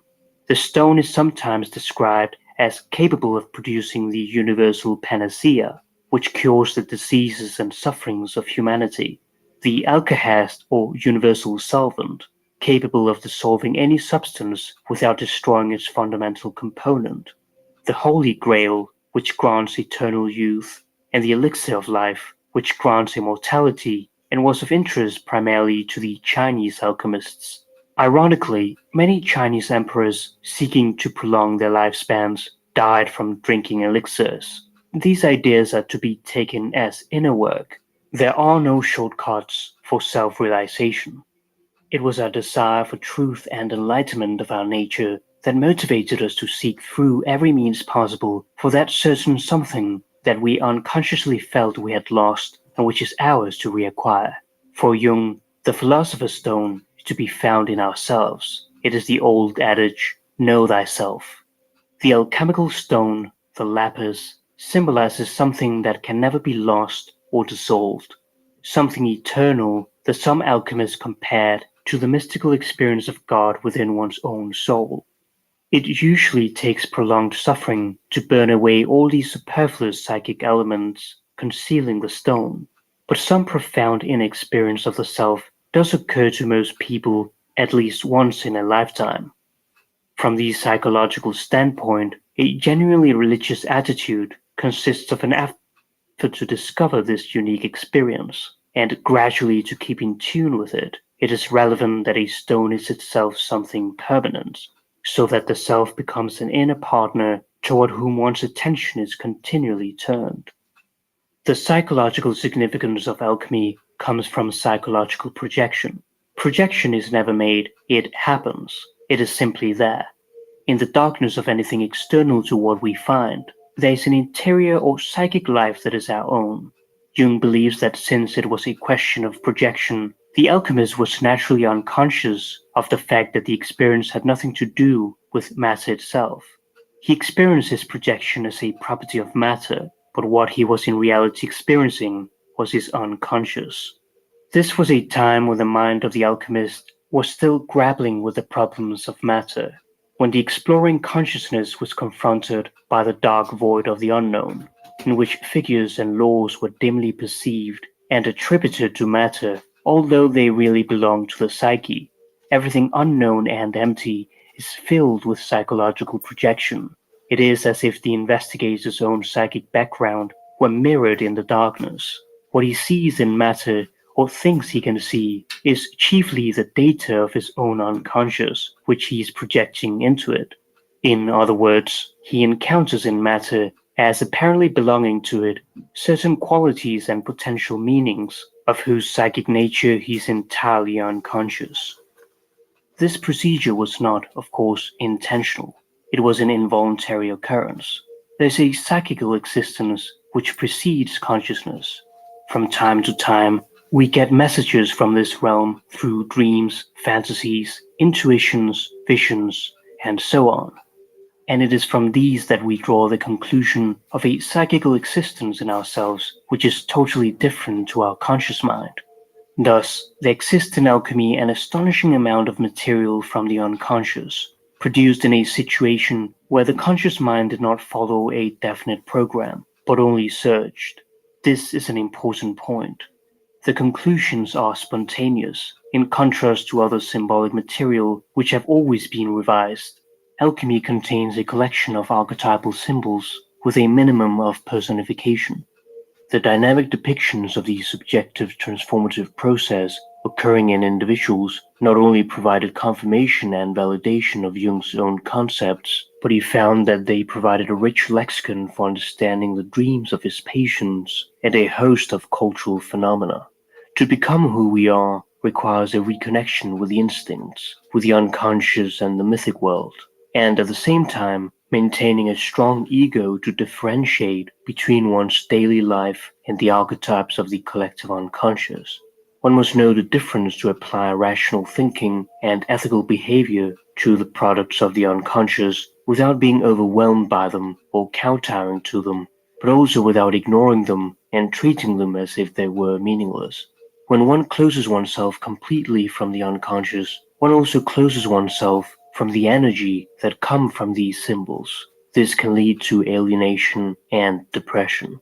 Meditation, prayer, dreams, etc. are all healing processes that allows us to reintegrate our fragmented selves, align ourselves, and be at harmony with ourselves. This cannot be done by logical reasoning. It is a participatory and existential mode of being. The union of opposites on a higher level of consciousness is not a rational thing, nor is it a matter of will. It is a process of psychic development that expresses itself in symbols. The way to lure the unconscious into consciousness is by interacting with symbols, which are the language of the unconscious. We are constantly surrounded by symbols in our daily life. This has been so since time immemorial. And though we are less aware of them than our ancestors, because we have created an artificial environment and lifestyle that in many cases goes against our instinctual impulses, they are still very much alive in our unconscious and play an important role in our lives. Searching for symbols is like fishing in the ocean of the unconscious. Carrying too many will make your boat sink. This represents ego inflation and hubris.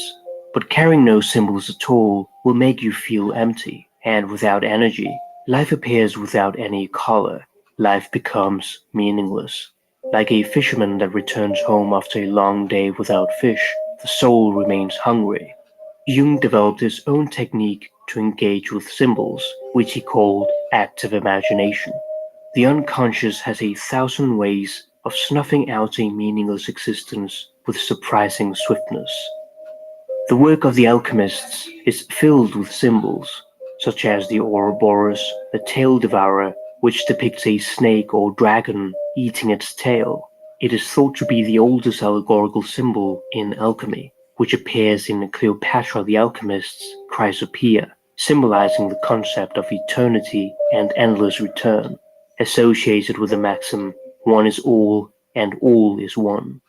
Sometimes an alchemist would be initiated by a teacher who would deliberately confuse the student. They would not tell you what they really meant because they wanted you to figure it out for yourself. If the teacher told all his secrets to a student, there would be no inner work, only a detached transmission of knowledge without any transformation in the individual. One must work with the material until one comes upon a realization that impacts one's life. Gold is the highest value in consciousness, the realization of the self. To reach that state, however, we must first disintegrate our ego consciousness. The one becomes the many, like all those figures appearing above the head of the meditator in the Taoist alchemical book of life that introduced Jung to alchemy. Everybody is a multiple personality, not in the pathological sense of that term, but insofar as we all have living personalities besides our ego personality. These are the archetypes of the collective unconscious and are autonomous.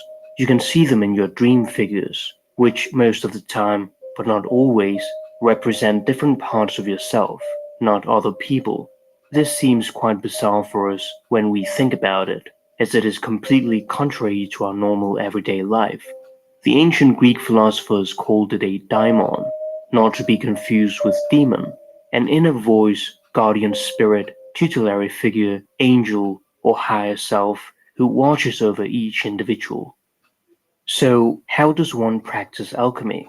There are a number of operations for achieving the philosopher's stone, though there was no general agreement of how many or which ones they were.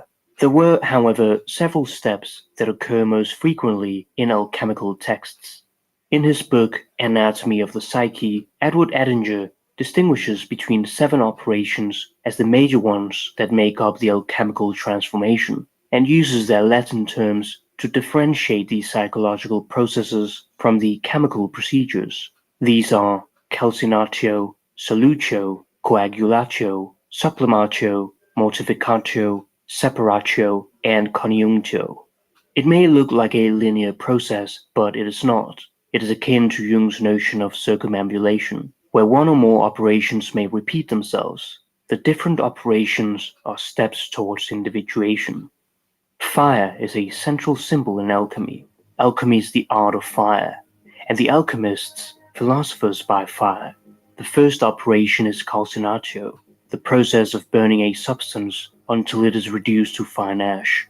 When the soul is burned up with fire, it is lustful, jealous, frustrated, or angry. Fire is active, energetic, and instinctual. It is different from the coldness of intense sadness, which is passive, contemplative, and lethargic. Fire, however, is also a process of catharsis. It is the destruction of the ego and material possessions, a natural humbling process as we are gradually assaulted and overcome by the trials and tribulations of life. Heraclitus considered fire to be the first principle from whence all things owe their existence. Fueling the flame of the heart with daily devotions of right action, right thought, right speech, meditation, and prayer increases the power, wisdom, and love of the divine nature of man. The fire and the rose are one.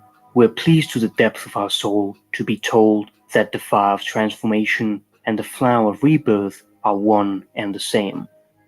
The expression, God is a consuming fire, is well known in Holy Scriptures.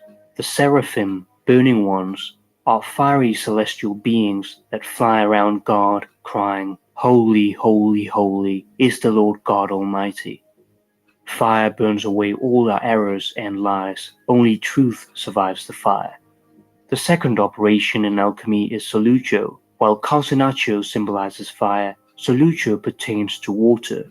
Some texts consider it the root of alchemy.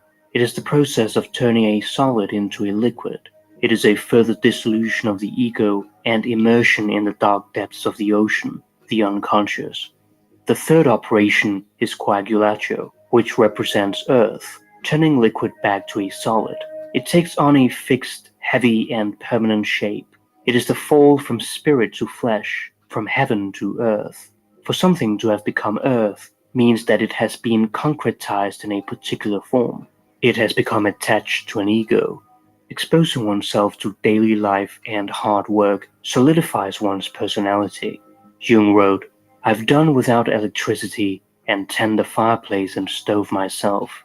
Evenings, I light the old lamps. There's no running water, and I pump the water from the well. I chop the wood and cook the food. These simple acts make man simple, and how difficult it is to be simple. It is important to have a strong anchor in reality when interacting with the unconscious, and to not get lost in abstract thinking to the detriment of practical life, which leads to depression and melancholy. Actions speak louder than words. Additionally, when one takes responsibility by making one's unconscious contents conscious, one is headed towards self-realization. The word humility comes from the Latin word humus, which means earth. A humble person is down to earth. Human is derived from the same word, one who is grounded. Humility contains a rich source of nutrients which heals us. The fourth operation is sublimatio, pertaining to air. It turns the material into vapor, which arises from the top of the alchemical vessel and was seen as spirit, in contrast to the material. The reunion of the body with the spirit is an elevating process where a low substance is translated into a higher form by an ascending movement. It is like breathing pure mountain air after a difficult ascent. When we have a problem and look at it from above, many times it ceases to be a problem as we gain psychic objectivity. Sublimatio is associated with ladders, stairs, clouds, chariots, etc. The process is liberating but also dangerous, as it may lead one to unbearable heights. It can be disastrous to be stuck in the sky. A young man recalls several dreams he had. I once dreamed that I had climbed a ladder to a high platform, and that somebody removed the ladder so that I was left stranded on the height with no way of getting down again. Another time I was climbing a ladder miles above the Earth's surface, with something impelling me onward. I dared not to look down for fear of becoming dizzy and letting go of the rung. One needs an ascent as much as a descent. This is the paradox. Nietzsche expresses this beautifully. Man is a rope tied between beast and overman, a rope over an abyss. A danger is going across, a danger is on the way, a danger is looking back, a danger is shuddering and staying still. What is great in man is that he is a bridge and not an end. What is lovable in man is that he is an overgoing and a downgoing. As an alchemical dictum says, sublimate the body and coagulate the spirit. Upward movement eternalizes, downward movement personalizes. This process is expressed in the Emerald Tablet, which refers to the one principle of alchemy. It ascends from the earth to the heaven, and descends again to the earth, and receives the power of the above and below.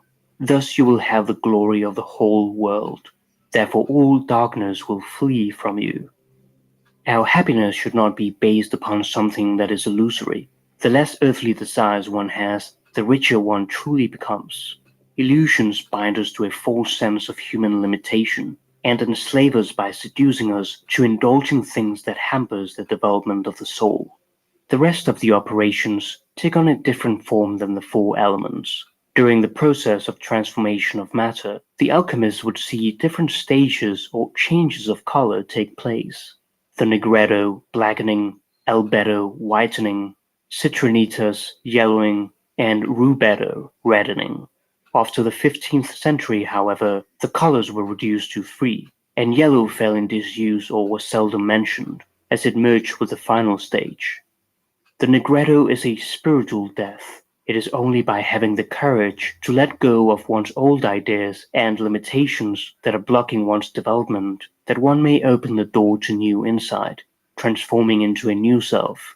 As Nietzsche wrote, the snake which cannot cast its skin has to die, as well as the minds which are prevented from changing their opinions. They cease to be mind.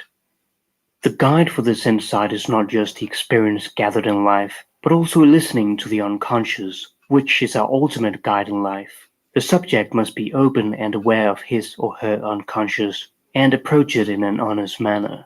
The negretto represents the 5th alchemical operation, mortificato. We can observe this process in nature, such as the decomposition of bodies, the falling of leaves, the rotting down of fruits, etc., where nutrients are recycled back to the earth. The idea of something turning black is matter beginning to die and rot, putrefatio. The negretto is seen as the most negative of the operations, and often referred to as a black blacker than black, a place without light. It is the dark night of the soul. The process is a purging of the horrible darkness of our mind.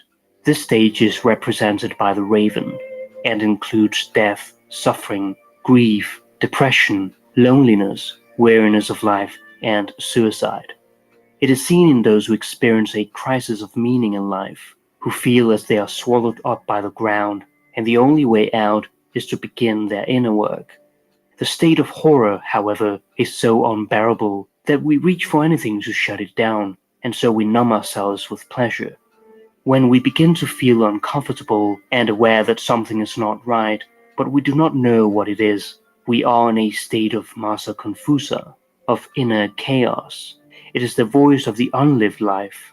If we pay attention to this, we begin to see things we don't like to see in ourselves, but which can be very valuable. In this state, one should ask oneself, what is the next right thing that I can actually do, apart from nothing? The negretto is a moment of maximum despair, that is a prerequisite to change and transformation. It is a process of separating the wheat from the chaff. When you come to that loneliness with yourself, when you are eternally alone, you are forced in upon yourself and are bound to become aware of your background. The gateway to peace is narrow, and none may enter save through affliction of the soul. For Jung, the negretto is the confrontation with one's shadow and unconscious material. He writes, self-knowledge is an adventure that carries us unexpectedly far and deep. Even a moderately comprehensive knowledge of the shadow can cause a great deal of confusion and mental darkness, since it gives rise to personality problems which one had never remotely imagined before. For this reason alone, we can understand why the alchemists call their negretto melancholia, a black blacker than black. At the height of despair and darkness, however, is where certainly an illumination comes from above. There is no light without shadow, and no psychic wholeness without imperfection. To round itself out, life calls not for perfection, but for completeness. And for this the thorn in the flesh is needed, the suffering of defects without which there is no progress and no ascent. It is the archetype of the wounded healer, to be at home in the darkness of suffering, and there to find germs of light and recovery. This is a healing process. Jung calls this process an enchodromia, the union of the opposites. The greater the tension, the greater is the potential. Great energy springs from a correspondingly great tension of opposites. Before the second stage, the albedo, there is a transitionary phase called the coda pavonis, the peacock's tail, in which many colors appear. The albedo is the washing away of impurities, a baptism, represented by the dove. This leads to the sixth step, the separatio, the awareness of the opposites, of negredo and albedo. At this point, the first main goal of the process is reached. The albedo is highly prized by many alchemists as if it were the ultimate goal. It is the female or moon condition, which allows one to create silver. However, some subject the white matter into another death, turning black once more. If successful, it would lead to the final stage, the rubedo. The color red is associated with the sun, gold, and the philosopher's stone, putting an end to the great work. Seek the coldness of the moon, and ye shall find the heat of the sun. This is the awakening, where the phoenix rises and is reborn from the fire. We stop fearing the darkness once we know the phoenix in us will rise from the ashes. Only that which can destroy itself is truly alive. The red and white are king and queen, the sun and the moon, who at this stage may celebrate the hieros gamos, holy marriage, leading to the final stage, the conjunctio. This step was particularly important for Jung and represents the reunification of the prima materia, creating the philosopher's stone. It is the wholeness of the hermaphroditic Mercurius, the contrasexual soul images, anima and animus, the union of opposites that restore one to the self. Jung writes, Mercurius stands at the beginning and end of the work. He is the prima materia, the caput corvi, raven's head, the negredo. As dragon he devours himself, and as dragon he dies, to rise again as the lapis. He is the play of color in the coda pavonis and the division into four elements. He is the hermaphrodite that was in the beginning, that splits into the classical brother-sister duality and is reunited in the conjunctio, to appear again at the end in the radiant form of the lumen novum, new light, the stone. He is metallic yet liquid, matter yet spirit, cold yet fiery, poison yet healing draught, a symbol uniting all opposites. Alchemy is a process of spiritual death and rebirth. Death is the end or the transition to a new experience. It is the hero's journey which we all partake in, the call to adventure that leads to a confrontation with our dragon, our worst fear, event, person, or memory long avoided. A difficult quest that may require many attempts to complete. The reward is accessing the treasure chest of our inner gold, that is, a psychological death of our old self and the birth of a new and more capable self, with an elixir to share the experience with others. The end of the alchemical work was conceived as self-knowledge. Alchemy seeks to heal the suffering of the human mind, of the human soul. A true alchemist seizes the black matter of all existence and makes it something luminous. For this spiritual knowledge to be valuable, it must be put into practice. To summarize, we have calcinatio, fire, solutio, water, coagulatio, earth, sublimatio, air, and then mortificatio and separatio, negredo and albedo, and finally conjunctio, rubedo. It should be reiterated that this is one of many different interpretations of the alchemical process and should not be taken as the definite one. This should, however, serve as a solid introduction to the alchemical work. In The Mountain of the Adepts, we see that the process of psychological development is analogous to the stages in the alchemical transformation of base matter into gold. The philosopher's stone here is represented as a temple of the wise, buried in the earth. The phoenix, symbol of the renewed personality, straddles the sun and moon, the opposites as masculine and feminine. The zodiac in the background symbolizes the duration of the process. The four elements indicate wholeness. The blindfolded man represents the stumbling search for truth, the right way shown by the investigator prepared to follow his natural instincts. An old alchemist gave the following consolation to one of his disciples. No matter how isolated you are and how lonely you feel, if you do your work truly and conscientiously, unknown friends will come and seek you.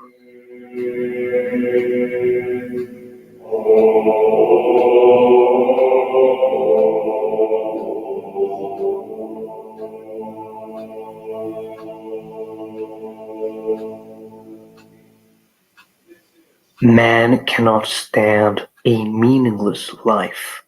The world is a terrifying place, and suffering is inevitable. We need a meaning to survive, to live properly, and we are ready to suffer and undergo sacrifice in order to preserve this meaning. He who has a why to live for can bear with almost any how.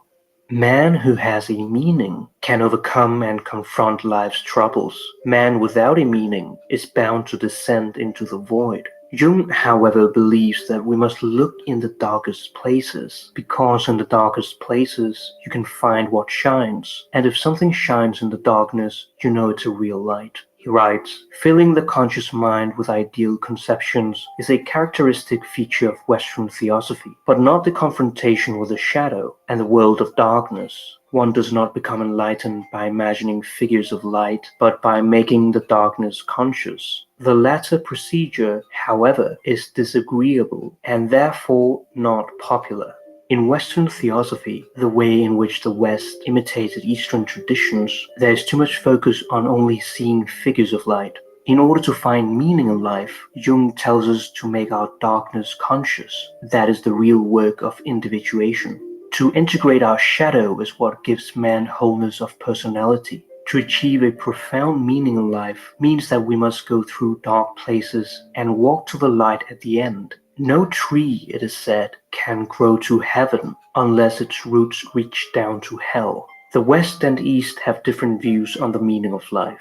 Jung writes, to Western man, the meaninglessness of a merely static universe is unbearable. He must assume that it has meaning. The Oriental does not make this assumption, rather he himself embodies it. Whereas the Occidental feels the need to complete the meaning of the world, the Oriental strives for the fulfillment of the meaning in man, stripping the world and existence from himself, Buddha. I would say that both are right. Western man seems predominantly extroverted, Eastern man predominantly introverted. The former projects the meaning and considers that it exists in objects. The latter feels meaning in himself, but the meaning is both within and without.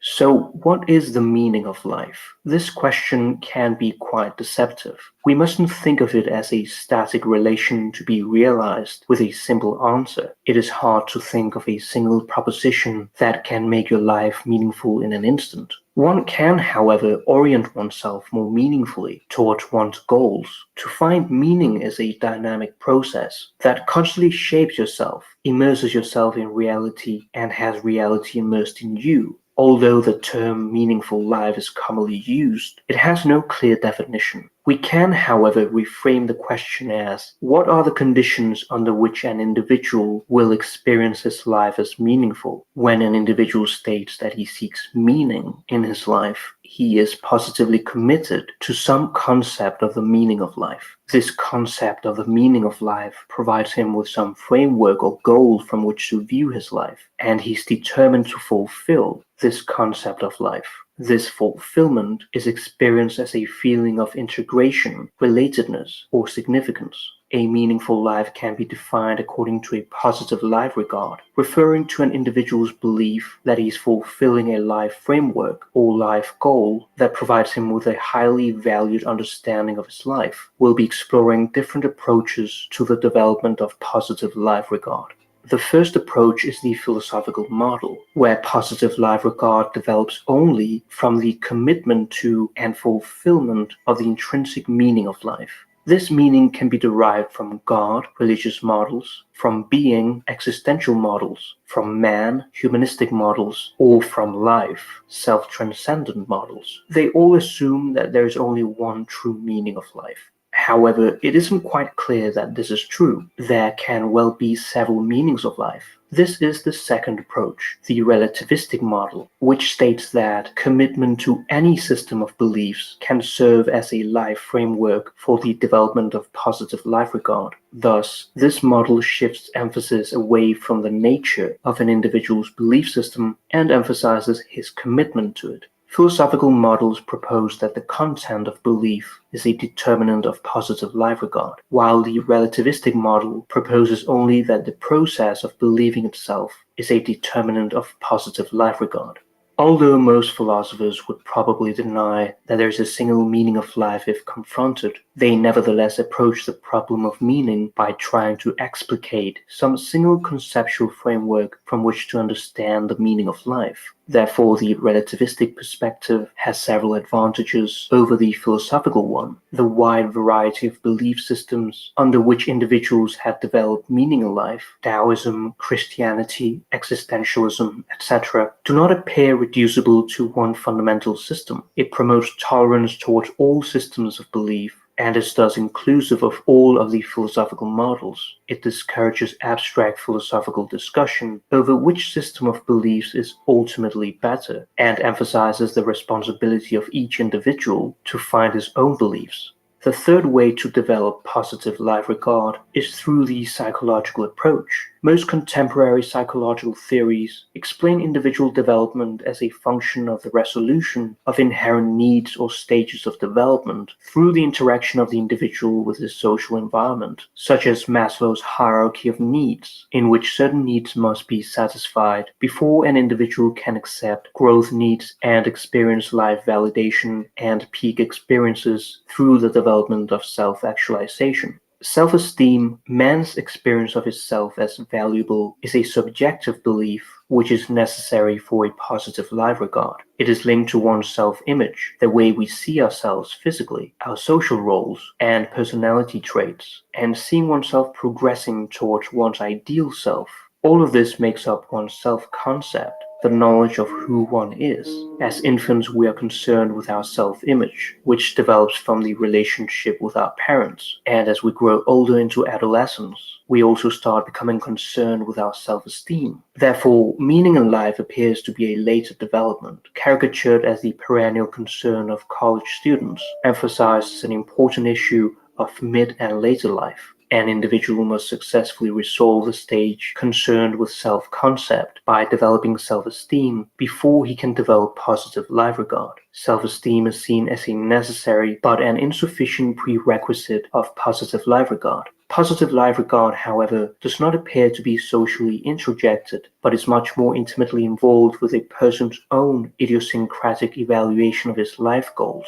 Therefore, there is a high correlation between self-esteem and social phenomena, which includes comfort with people, finding a partner, sexual performance, etc., while positive life regard is highly correlated with life goal-oriented phenomena, satisfaction with career choice, career performance, etc. The fourth way to find meaning is the transactional model, which sees the individual in terms of a set of needs or goals that he attempts to fulfill through social roles, the patterns of behavior expected of people who occupy a certain social position. The development of positive life regard should be related to the fit between the values, goals, needs, and roles of the individual and the values, goals, needs, and roles of the social structure which he lives in, including subcultures or broader social movements. The fifth and final way is the phenomenological approach. Phenomenology is the study of the nature and structure of consciousness. While the previous models elucidated the determinants of an individual's goals and rate of progress toward his goals, the phenomenological model is viewed as a description of the structure by which this rate of progress is evaluated. A person can compare his current goal position relative to his ultimate life goal, and the degree of positive life regard will be experienced as the rate of progress that he's making, and by the comparison of his present goal position with his past goal position. In this sense, there is no true or ultimate meaning of life. To have a positive life regard, we have seen that the relativistic model emphasizes the search for meaning as the individual's believing rather than the content of his beliefs, and allows us to compare several philosophical points of view instead of assuming one true meaning of life. The psychological perspective emphasizes self-esteem as a necessary prerequisite. The transactional model suggests the need for harmony between the individual and society's values, goals, needs, and roles.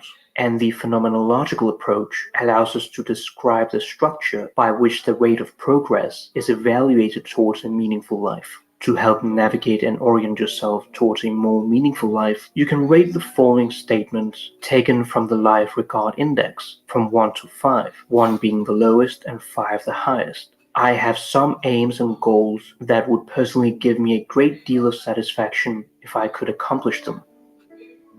I have a philosophy of life that really gives my living significance. I just don't know what I really want to do with my life. I really don't have much of a purpose for living, even for myself. I feel that I'm living fully. I feel that I'm really going to attain what I want in life. I spend most of my time doing things that really aren't very important to me. I don't really value what I'm doing.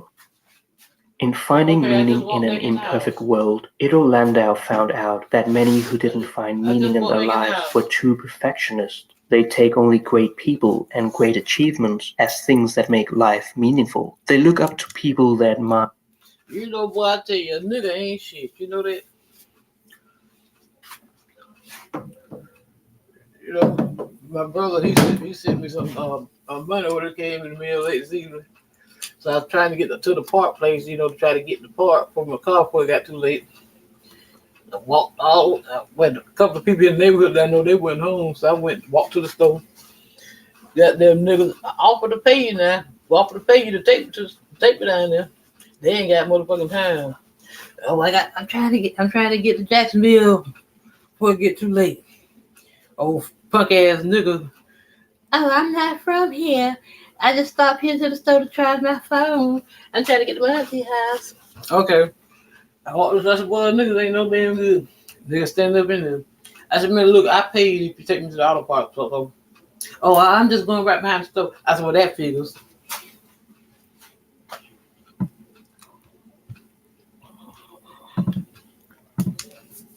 Which helps form the ideal self, used to assist the real self in developing its potential. However, many do not believe they have an ideal self or think that they may never achieve it, so their real self turns into a despised self, and one becomes mired in his own negative emotions. One thinks of oneself as a good-for-nothing. This stagnation makes progress towards any goal become an impossible and ludicrous task. People have too high standards. A writer may think that he's not Shakespeare, and so he despairs that his life is meaningless because he cannot achieve those artistic heights. Landau emphasizes non-perfectionism. In order to have a meaningful life, he writes that one must have a sufficient number of aspects of sufficient value. The meaning of life is mostly about value. There can, however, also be negative value, such as causing pain to others, breaking the law, being manipulative, etc. While one might find value in this, it does not, however, contribute to a meaningful life, but rather an unmeaningful life. We can find meaning in countless ways, through seeking pleasure, relationships, work, and so on. However, many times there is an incongruence between the things that we like and the things that are meaningful. We might like to party, to play, to become wealthy and so on, and achieve happiness thereby. But as one gets used to this lifestyle, one eventually tires of it and is bored by the repetition. We may like to do many things, but still end up with a feeling of emptiness in our lives. This is because many of the things that we do and think have meaning do not actually give us value in order to grow, but rather short-term ephemeral pleasure. We see wealthy and famous people commit suicide, even though they have covered their basic needs of monetary value and having social prestige. However, they too have psychological and growth needs, such as love and self-realization. A lack of these may cause them to feel existential despair, as they are fundamental in order to grow and progress as a human being. In a confession, Leo Tolstoy wrote about his struggle with a midlife existential crisis. Tolstoy was one of the most acclaimed writers of his time, but he felt that this wasn't something that gave him sufficient value. He writes, "If God does not exist, since death is inevitable, what is the meaning of life?" To focus on the things that give us meaning and value in life usually challenges our very being, gaining profundity. But this requires sacrifice and is painful. Nietzsche writes, "Only great pain is the ultimate liberator of the spirit. I doubt that such pain makes us better, but I know that it makes us more profound." Nietzsche argues that human greatness is what makes our life meaningful. It is more desirable than human happiness. And what makes a man great is the ability to overcome the inherent suffering we experience. We may find profound meaning from work, creativity, accomplishment, relationships, generosity, and so on. The more things we can derive meaning from, the better. If one cannot find a meaning in life, there's a risk of falling into existential nihilism, the belief that everything we do has no value whatsoever, that we are insignificant and unlikely to change in our life, that we have no higher purpose to strive towards. Since one cannot find any meaning, one gives up and calls life meaningless. But anyone who believes life can be meaningless also assumes the importance of value. Therefore, when people say that life is meaningless, they really want to refer to their miserable condition of not having a profound meaning in their lives. A more appropriate statement would be, "I am struggling to find meaning in my life," or "What was meaningful for me is now meaningless. How can I find a new meaning in my life?" These are real problems that people deeply struggle with. Many so-called nihilists are really in despair to find a profound meaning in their lives. Meaninglessness also occurs when we experience an existential crisis. We start to examine our life in the context of our death and reflect on the meaning, purpose, or value of what we have done so far in our life, and ask ourselves if there's any point to all of it. Some even believe that life is meaningless upon reflecting on the cosmos at large and seeing the insignificance of humanity and its doings. Things are important to us on the human scale, but we simply don't matter in the cosmos. However, expecting to be at the center of the cosmos is exceedingly unrealistic. It is a human, all too human need for anthropocentrism. We can, however, have a relationship with a higher being through self-transcendence, giving us cosmic significance. Others believe that life is meaningless because we are in constant threat from random celestial events which can result in mass extinction, that the Earth will eventually be engulfed by the sun, that the current use of technology or the effects of climate change pose a big threat to our extinction, and that everything that was ever created by humanity would come to an end. History, religion, philosophy, language, it would disappear into the void, assuming that mankind hadn't developed a multi-planetary species by that time. While these may be facts or possibilities, if one considered all the worst-case scenarios, one would go mad, as they are endless. They do not contribute to our well-being either, but rather give us a gloomy view of existence. The Stoics would give us the following advice: stop for a moment and focus on what you can control, and not on what you can't control. If things are outside of our control, we shouldn't beat our heads against the wall. Instead of seeking everything to happen as you wish it would, you should wish that everything happens as it actually will. Then your life will flow well. This is amor fati, to love one's fate. Nietzsche shares the same idea. I do not want to accuse. I do not even want to accuse those who accuse. Looking away shall be my only negation. And all in all, and on the whole, someday, I wish to be only a yes-sayer. We should then not speculate of what is unforeseeable and beyond our control, but rather focus on how to make our lives as meaningful as possible. Martin Heidegger takes a different view on the meaning of life. He tells us that beings are only intelligible as meaningful, where meaning is spawned according to our average everyday existence. We are thrown into the world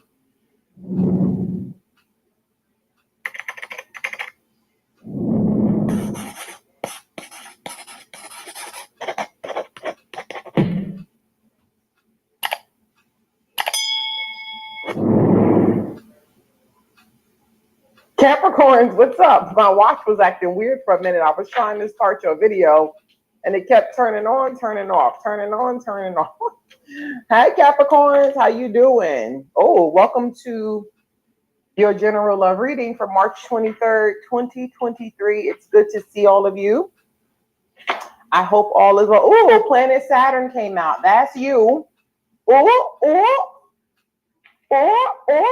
else came out? The sun, Pisces rising. A lot of you are Pisces risings. Okay. Shout out to you. Welcome to your general love reading. Thank you guys for being here, choosing to exchange energies with me. I love you guys. Hope all is well with your loved ones, your pets. Welcome to Miss Hawaii Tarot. If it's your first time here, welcome. If you're coming back, welcome back. Welcome back. Welcome back. All right, what's going on with you? Let's see. Some of y'all are Cancer moons, Gemini risings, Scorpio risings, Sagittarius risings, Virgo risings, Pisces risings, Cancer rising. What else we got? Cancer moon, Aquarius rising, Libra rising, Taurus moon, Aquarius moon, Libra moon. Wow, we got a lot of y'all up in the building. Leo rising. All right, let's read about the planet Saturn. This is your planet. Saturn is the primary ruler of Capricorn, if you didn't know that, which is you, baby. So it says steadfast, disciplined, and responsible, committed, diligent, and reliable. That's you, the worker. The worker. Okay? And it says Saturn represents hard work, endurance, and patience. Saturn is responsible, committed, and stable. The rewards for productivity can be grand. That's true. The magnitude of achievement depends on the level of effort you put into your aspirations. Saturn's energy brings structure and discipline to attaining your goals. It encourages you to understand your full power and potential, giving you the needed tenacity to reach success. Saturn's insight is determination. When you diligently push through your limits and boundaries, you open doors to attract opportunity and prosperity on a grand scale. That's you. Okay, Capricorn, come on in with your bad self. All right, 5th house, children. Some of y'all need to work with kids. 11th house has to do with your house of hopes and wishes. Some of y'all will be really good in communications. With Mercury here in the 3rd house, some of you guys will be really good at writing, communications, okay? Let's see what's going on real quickly with your money. Make sure y'all hit that like button now. Show your girl some love. Don't just be a window shopper. You're mad at me. I don't know why. What's going on with Capricorn's money? Competition. You got a lot of competition in your workplace. You paying your bills, baby. Okay, that's my Capricorn, baby. Micromanage. Ooh, some of y'all are managers and you don't be playing. You be micromanaging like a ball. Yeah. Whoever looks into the mirror of the water will see first of all his own face. Whoever goes to himself risks a confrontation with himself. The mirror does not flatter, it faithfully shows whatever looks into it, namely, the face we never show to the world because we cover it with a persona, the mask of the actor, but the mirror lies behind the mask and shows the true face. The word persona originally refers to a theatrical mask worn by actors to depict the roles played by them. In Carl Jung's model of the psyche, the persona lies between our ego and society. The ego refers to our center of consciousness, which is responsible for our continuing sense of identity throughout our life, and the persona is the social mask that we put on. We all embody different masks in different settings, as it is our way to adapt to the demands of society, playing an important part in shaping our social role and in how we deal with other people. But it also has its dangers. The persona is a complicated system of relations between individual consciousness and society, fittingly enough a kind of mask, designed on the one hand to make a definite impression upon others, and on the other to conceal the true nature of the individual. Jung outlines two stages of the persona. The first stage is that of identification. The performance of the persona is quite alright as long as one knows that one is not identical with the way one appears. It only becomes dangerous if one is unconscious of it or over-identifies with it. In this case, one must proceed to the second stage, that of disintegration, where one's persona is intentionally or unintentionally shattered, creating a state of chaos and disorientation. In very rare cases, one can have two or more personalities who have their own opinions and may contradict each other. This is known as dissociative identity disorder, a mental health condition which is usually a result of trauma. In the disintegration process, one can choose three different approaches. Negative restoration, where one pretends that he is as he was before the crucial experience in order to adapt to the status quo. Absence, where one lives without a persona and cannot possibly interact with the world. And restoration, where one develops a persona that one is conscious of and which does not hide one's true self. If one is either unconscious or over-identifies with his persona, the optimal choice is restoration. Negative restoration hides one's true self, and absence of a persona may not only be impossible, but also undesirable, as one must adapt himself with the external world as much as his inner world. The topic we will be discussing are the dangers of concealing our true self. We may use the persona to help us conceal our vulnerabilities and other parts that we do not want to reveal about ourselves, or we may excessively identify with the persona. When we do not want to reveal the truth about ourselves, we act as someone who we are not. There is always some element of pretense about the persona, for it is a kind of shop window in which we like to display our best wares. The persona begins to form early in childhood, out of a need to conform to the wishes and expectations of parents, peers, and teachers. Children quickly learn that certain attitudes and behaviors are acceptable and may be rewarded with approval, while others are unacceptable and may result in punishment. The tendency is to build acceptable traits into the persona and to keep unacceptable traits hidden or repressed. Perhaps being assertive is seen as rude and socially unacceptable, and one becomes passive, affecting one's relationships and career. Or one can be too agreeable because one doesn't like conflicts, but is taken advantage of. These undesirable aspects eventually take their toll on us as we mature, forming our shadow, the dark side of our personality, whom we may be possessed by at any moment in sudden emotional outbursts. For Jung, the negotiation with one's shadow is a lifelong process as part of our self-education, which allows us to rescue the good qualities that lie dormant in our psyche and be honest about who we are, as well as knowing how much good we can do and what crimes we are capable of. The shadow, which is usually perceived as negative, also has its positive side. It becomes hostile only when it is ignored or misunderstood. The other danger of the persona is an excessive identification with it. This indicates that our individuality is nothing but pure fiction.